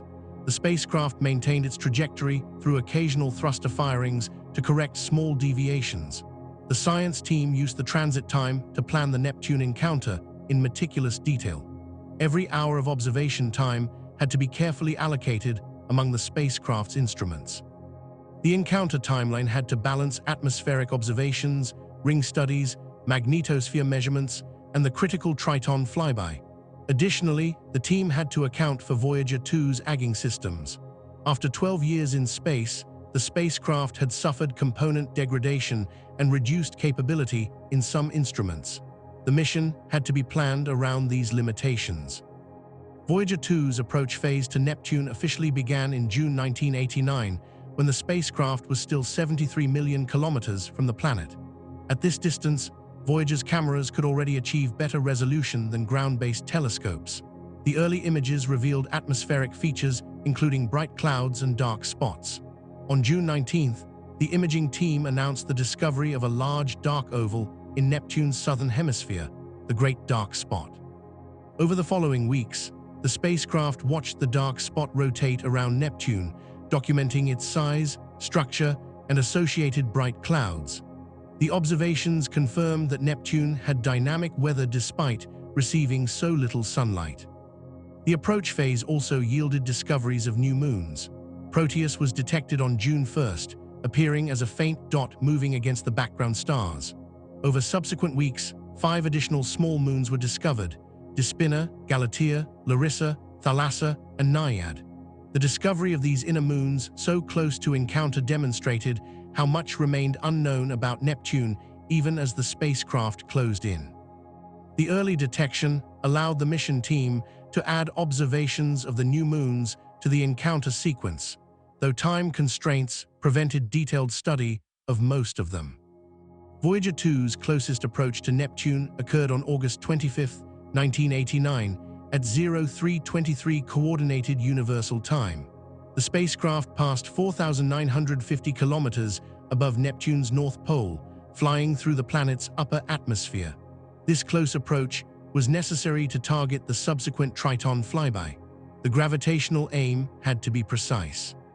Missing Neptune by even a few kilometers would alter the trajectory enough to miss Triton by thousands of kilometers. The navigation team had to account for Neptune's gravitational field, atmospheric drag, and even the positions of the newly discovered moons whose gravity, though weak, could affect the trajectory over millions of kilometers of flight. During the hours surrounding closest approach, Voyager 2 executed its most intensive observation sequence. The instruments operated simultaneously, each gathering data according to carefully choreographed timelines. The imaging cameras photographed Neptune's atmosphere with resolution better than 100 kilometers per pixel, revealing cloud features, the Great Dark Spot's internal structure, and atmospheric waves. The cameras operated in multiple filters to capture color information and isolate specific atmospheric features. Some images used long exposures to detect faint rings and moons, risking blur from the spacecraft's motion, but necessary to see these dim objects. The infrared spectrometer mapped Neptune's temperature structure, measuring how temperature varied with latitude, longitude, and altitude. The instrument detected the thermal emission from different atmospheric layers. Warm regions indicated descending air or thin cloud cover that allowed observation of deeper layers. Cool regions indicated high-altitude clouds or upwelling atmospheric currents. The spectrometer data revealed that Neptune's south pole was warmer than the equator despite receiving similar sunlight. This temperature anomaly suggested that internal heat flow, not sunlight, dominated Neptune's thermal structure. The ultraviolet spectrometer studied Neptune's upper atmosphere and airglow. When solar ultraviolet light strikes atmospheric molecules, it can excite them and cause them to emit characteristic wavelengths. By measuring this airglow, the spectrometer determined which gases were present in the upper atmosphere and estimated their abundances. The instrument detected hydrogen, helium, and hydrocarbons in the upper atmosphere, consistent with theoretical predictions. The ultraviolet observations also constrain the abundance of atomic hydrogen in Neptune's exosphere, the outermost atmospheric layer where individual atoms can escape to space. The radio science experiment used Voyager 2's radio transmitter and Earth-based receiving stations to probe Neptune's atmosphere and measure its gravitational field. As the spacecraft passed behind Neptune as seen from Earth, the radio signal traveled through progressively deeper atmospheric layers before being blocked by the planet. The atmosphere refracted the radio waves, bending them and changing their frequency through the Doppler effect. By measuring these changes precisely, scientists derived a temperature and pressure profile of Neptune's atmosphere from the cloud tops down to pressures of several bars. The radio occultation provided the most direct measurement of Neptune's atmospheric structure. The magnetometer detected Neptune's magnetic field and mapped its structure. The instrument measured the field's strength and direction as the spacecraft flew through the magnetosphere. The data revealed that Neptune's magnetic field was far more complex than Earth's relatively simple dipole field. The field strength at Neptune's equator measured approximately 1.4 microteslas at the nominal 1 bar surface. This is about 27 times stronger than Earth's surface field, but much weaker than the fields of Jupiter and Saturn. The most surprising discovery was the field's geometry. The magnetic dipole axis was tilted 47 degrees relative to Neptune's rotation axis. Furthermore, the magnetic field center was offset from Neptune's physical center by 0.55 Neptune radii, more than halfway from the center to the surface. This offset created a highly asymmetric magnetosphere, where the field strength varied dramatically depending on location. The plasma science experiment measured the charged particles flowing around Neptune. The instrument detected electrons and ions from the solar wind as they interacted with Neptune's magnetosphere. Voyager 2 crossed Neptune's bow shock, the boundary where the supersonic solar wind slams into Neptune's magnetic field and creates a shock wave. Inside the bow shock lies the magnetosheath, a turbulent region where the shocked solar wind flows around the magnetosphere. Deeper inside lies the magnetopause, the boundary of the magnetosphere itself. The plasma instrument measured the properties of all these regions, revealing how Neptune's tilted, offset magnetic field created an unusually complex magnetosphere structure. The planetary radio astronomy instrument detected radio emissions from Neptune. These emissions are generated by charged particles spiraling along magnetic field lines and emitting synchrotron radiation. The radio emissions vary with a period of 16.11 hours, which corresponds to Neptune's rotation period.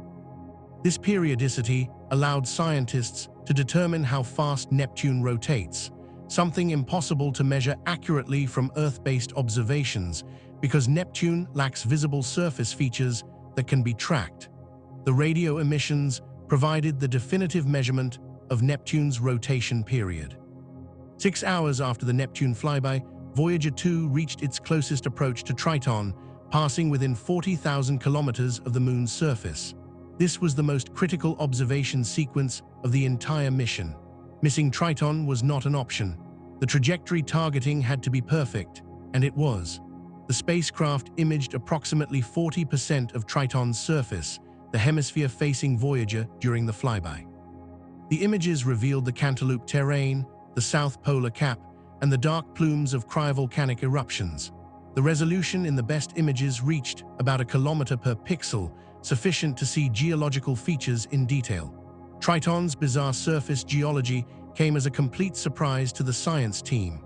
No one had predicted the cantaloupe terrain or the active plumes.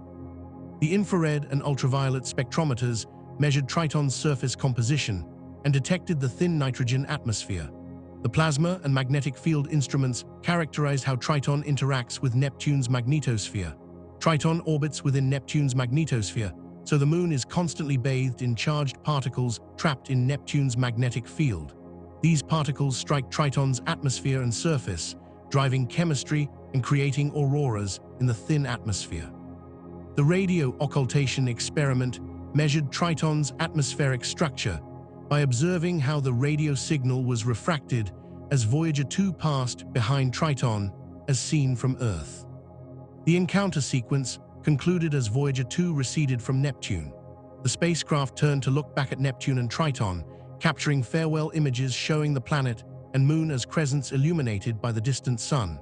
These images provided views of atmospheric layers on Neptune's night side, visible through scattered sunlight. The crescent images became iconic photographs representing humanity's first and so far only close encounter with the Neptune system. Data transmission from Neptune took hours. The spacecraft was so distant that radio signals traveling at the speed of light required 4 hours and 6 minutes to reach Earth. Voyager 2 transmitted data at an agonizingly slow rate of 21.6 kilobits per second, limited by the power output of its radio transmitter and the sensitivity of Earth's receiving antennas. The Deep Space Network stations in California, Spain, and Australia worked around the clock to receive every precious bit of data. The imaging team processed incoming pictures as quickly as possible, often releasing images to the public within hours of receipt.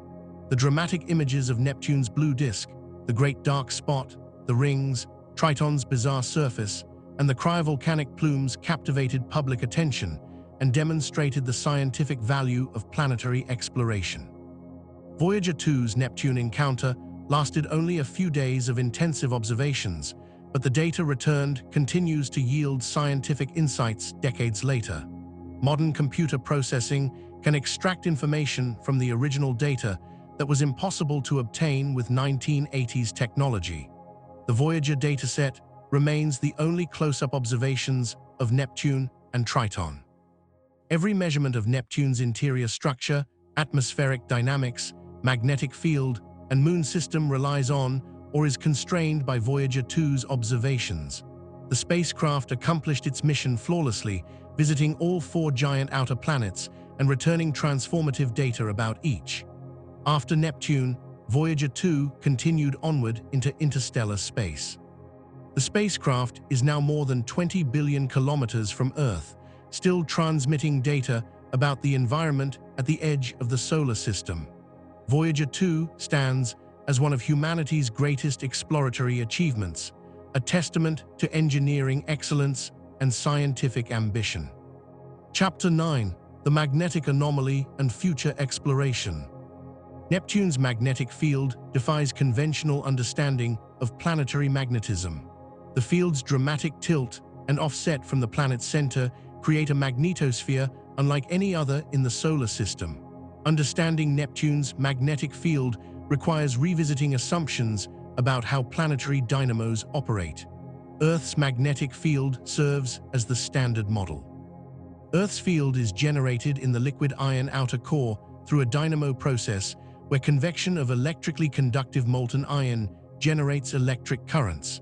These currents create magnetic fields, and the fields interact with the moving iron to sustain the currents in a self-reinforcing feedback loop. The result is a magnetic dipole aligned approximately with Earth's rotation axis. The north and south magnetic poles lie close to the geographic poles, tilted only about 11 degrees from the rotation axis. The field is roughly symmetric, with the dipole center near Earth's physical center. Neptune's field differs radically from this configuration.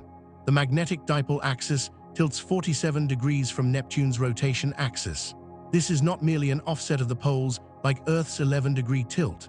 Neptune's magnetic equator crosses through the planet's north and south geographic poles. A magnetic compass on Neptune would point in wildly different directions depending on location. Near Neptune's equator, the compass might point toward the geographic pole. Near the poles, the compass could point toward the equator or in completely unexpected directions. The field's geometry changes dramatically with Neptune's 16-hour rotation. As the planet spins, the tilted magnetic field sweeps through space like a wobbling bar magnet. The magnetosphere responds to this rotation, creating periodic variations in field strength and particle populations. The offset of the field center makes the asymmetry even more extreme. The magnetic dipole is centered not at Neptune's physical center, but at a point 0.55 Neptune radii away from the center. This displacement places the magnetic center more than 13,000 kilometers from the geometric center. The offset means that the magnetic field strength at Neptune's surface varies by an order of magnitude depending on location. At some locations on Neptune's cloud tops, the field measures less than 1 microtesla. At other locations, particularly near the offset magnetic poles, the field exceeds 10 microteslas. This variation creates an asymmetric magnetosphere where trapped particle populations and field line configurations differ dramatically between hemispheres. The discovery of Neptune's peculiar magnetic field came as a shock. Voyager 2's magnetometer detected the field during the approach phase and mapped its structure during the flyby.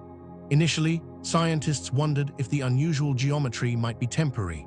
Perhaps Neptune's magnetic field was in the process of reversing polarity, similar to Earth's magnetic field reversals that occur every few 100,000 years on average. During a reversal, Earth's field weakens and becomes disordered before re-establishing with opposite polarity.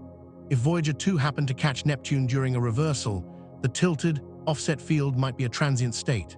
However, this explanation became less likely when scientists recognized that Uranus also has a dramatically tilted and offset magnetic field.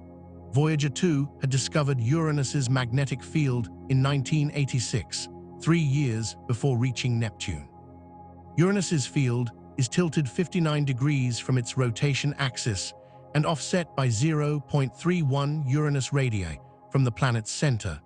The similarity between Uranus and Neptune's magnetic fields suggests a common mechanism rather than coincidental reversals. The explanation must lie in where the dynamo operates. On Earth, Jupiter, and Saturn, the dynamo occurs deep in the interior near the core. For Earth, the dynamo operates in the liquid iron core. For Jupiter and Saturn, the dynamo operates in the deep metallic hydrogen layers where pressures are so high that hydrogen becomes electrically conductive like a metal. These deep dynamos naturally align with the planet's rotation axis because the Coriolis effect from rotation organizes the convection currents into columns parallel to the rotation axis. These columnar convection cells generate magnetic fields aligned with the rotation axis. The deep location and rotational organization create the observed relatively symmetric, aligned magnetic fields. Neptune and Uranus lack the conditions for deep dynamos. Neither planet has a metallic hydrogen layer. The central pressures are too low to metallize hydrogen. Instead, the planets have water-ammonia-methane mantles surrounding rocky cores. The dynamo must operate in these ice mantles rather than in the core. Theoretical models suggest that the ice mantle material becomes electrically conductive at relatively shallow depths, where pressures reach several gigapascals. The electrical conductivity arises from the dissociation of water molecules under pressure and temperature conditions in the mantle. Free ions in the dissociated water can carry electric current. Convection in this conducting ice mantle generates the magnetic field through dynamo action. The shallow dynamo explains the field's unusual geometry. Convection in the outer regions of the planet is less influenced by rotation than deep convection. The Coriolis force decreases with distance from the rotation axis.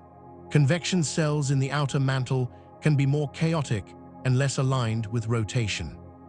Computer simulations of shallow dynamos in spherical shells surrounding a non-conducting core have successfully generated magnetic fields with large tilts and offsets similar to those observed at Neptune and Uranus. The simulations show that the exact tilt and offset depend on details of the convection pattern, the electrical conductivity profile, and the shell thickness. The similarity between Uranus and Neptune's fields supports the shallow dynamo model because both planets have similar internal structures and would naturally produce similar magnetic configurations. The tilted, offset field creates a magnetosphere with unusual properties. The magnetosphere is the region of space dominated by the planet's magnetic field rather than the solar wind's magnetic field. The magnetosphere extends roughly 10 planetary radii in the sunward direction before the solar wind pressure compresses the field. On the night side, the field stretches into a long magnetotail extending hundreds of planetary radii downstream from the planet. Neptune's magnetosphere rotates with the planet, causing the magnetosphere shape to wobble dramatically every 16 hours. The bow shock, where the supersonic solar wind creates a shock wave as it encounters the magnetosphere, moves inward and outward as the tilted field rotates. This creates a breathing magnetosphere that expands and contracts with the rotation period. Charged particles trapped in Neptune's magnetosphere experience complex motion. On Earth, trapped particles spiral along magnetic field lines, bouncing between the north and south magnetic poles. This creates radiation belts where particles accumulate. Neptune's offset field creates asymmetric radiation belts where particles concentrate in unusual locations. Some particles trapped in Neptune's field may impact the atmosphere at unexpected latitudes, creating auroras far from the poles. Voyager 2's ultraviolet spectrometer detected auroral emissions in Neptune's atmosphere but could not determine their precise locations due to the brief flyby. Future missions could map Neptune's auroras and determine how they relate to the unusual magnetic field geometry. Triton's interaction with Neptune's magnetosphere provides additional complexity. Triton orbits within the magnetosphere, so the Moon is constantly immersed in charged particles. Triton's tenuous atmosphere provides a source of neutral atoms that become ionized by the trapped particles. These newly created ions are picked up by Neptune's rotating magnetic field and swept around the planet. The process removes mass from Triton's atmosphere and adds material to Neptune's magnetosphere. Voyager 2 detected an enhanced plasma torus along Triton's orbit, a ring of charged particles originating from Triton. This interaction between Moon and magnetosphere resembles the interaction between Jupiter and its moon Io, though the mass transfer rate at Neptune is much lower because Triton's atmosphere is much thinner than Io's volcanic output. Understanding Neptune's magnetosphere requires computer simulations and theoretical modeling. The Voyager 2 data provided only a brief snapshot during one particular rotational phase. Scientists must extrapolate from that limited data to understand the full three-dimensional, time-varying structure. Recent simulations using supercomputers have created detailed models of Neptune's magnetosphere, incorporating the tilted, offset field, the planet's rotation, and the solar wind interaction. These models reproduce many of the features Voyager 2 observed and make predictions about unobserved aspects of the magnetosphere. Testing these predictions requires a new mission to Neptune. The scientific community has proposed multiple missions to return to Neptune and Triton. The most developed concept is Trident, a Discovery-class mission proposed to NASA in 2019 and 2021. Trident would launch in the late 2020s and use gravity assists at Jupiter to reach Neptune in the late 2030s. The mission would perform a close flyby of Triton, passing within 500 kilometers of the surface. This trajectory allows near-complete mapping of Triton's surface, resolving features as small as tens of meters. The spacecraft would carry cameras, spectrometers, a magnetometer, and a plasma spectrometer. The instruments would map Triton's surface composition, search for active plumes, measure the atmospheric structure, and perform magnetic induction measurements to detect a subsurface ocean. The magnetometer would measure how Neptune's time-varying magnetic field induces electric currents in Triton's interior.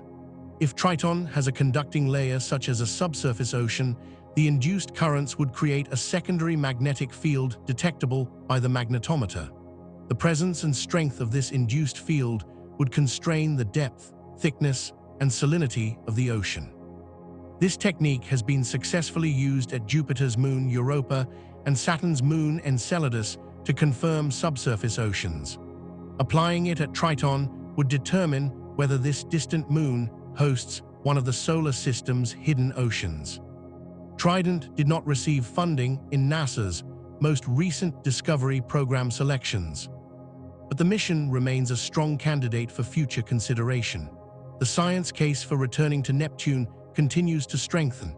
Neptune represents a class of planet common in the galaxy. Exoplanet surveys have discovered thousands of Neptune-sized planets orbiting other stars.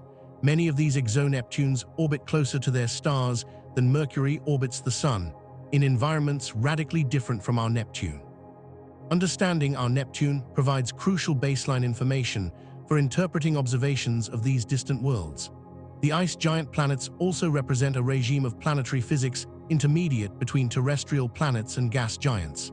Studying Neptune's interior structure, atmospheric dynamics, and magnetic field reveals physics operating at pressure, temperature, and compositional conditions that cannot be achieved in terrestrial laboratories. Other mission concepts include orbiters that would spend years studying Neptune and its moons. An orbiter could monitor atmospheric changes over multiple Neptunian seasons, observe storm formation and dissipation, track the evolution of ring arcs, and repeatedly fly by multiple moons. The technical challenge is the enormous distance. The journey takes at least 12 years with current propulsion technology. Nuclear electric propulsion or other advanced systems could reduce travel time but require substantial technology development. The telecommunications challenge is also severe. Neptune's distance means data transmission rates are extremely slow and power requirements are high. Solar panels are nearly useless at Neptune's distance, necessitating nuclear power sources that face regulatory and cost challenges. Despite these obstacles, the scientific community maintains strong interest in Neptune exploration. The Planetary Science Decadal Survey, a comprehensive assessment of priorities for planetary science conducted every 10 years, consistently ranks ice giant exploration as a high priority.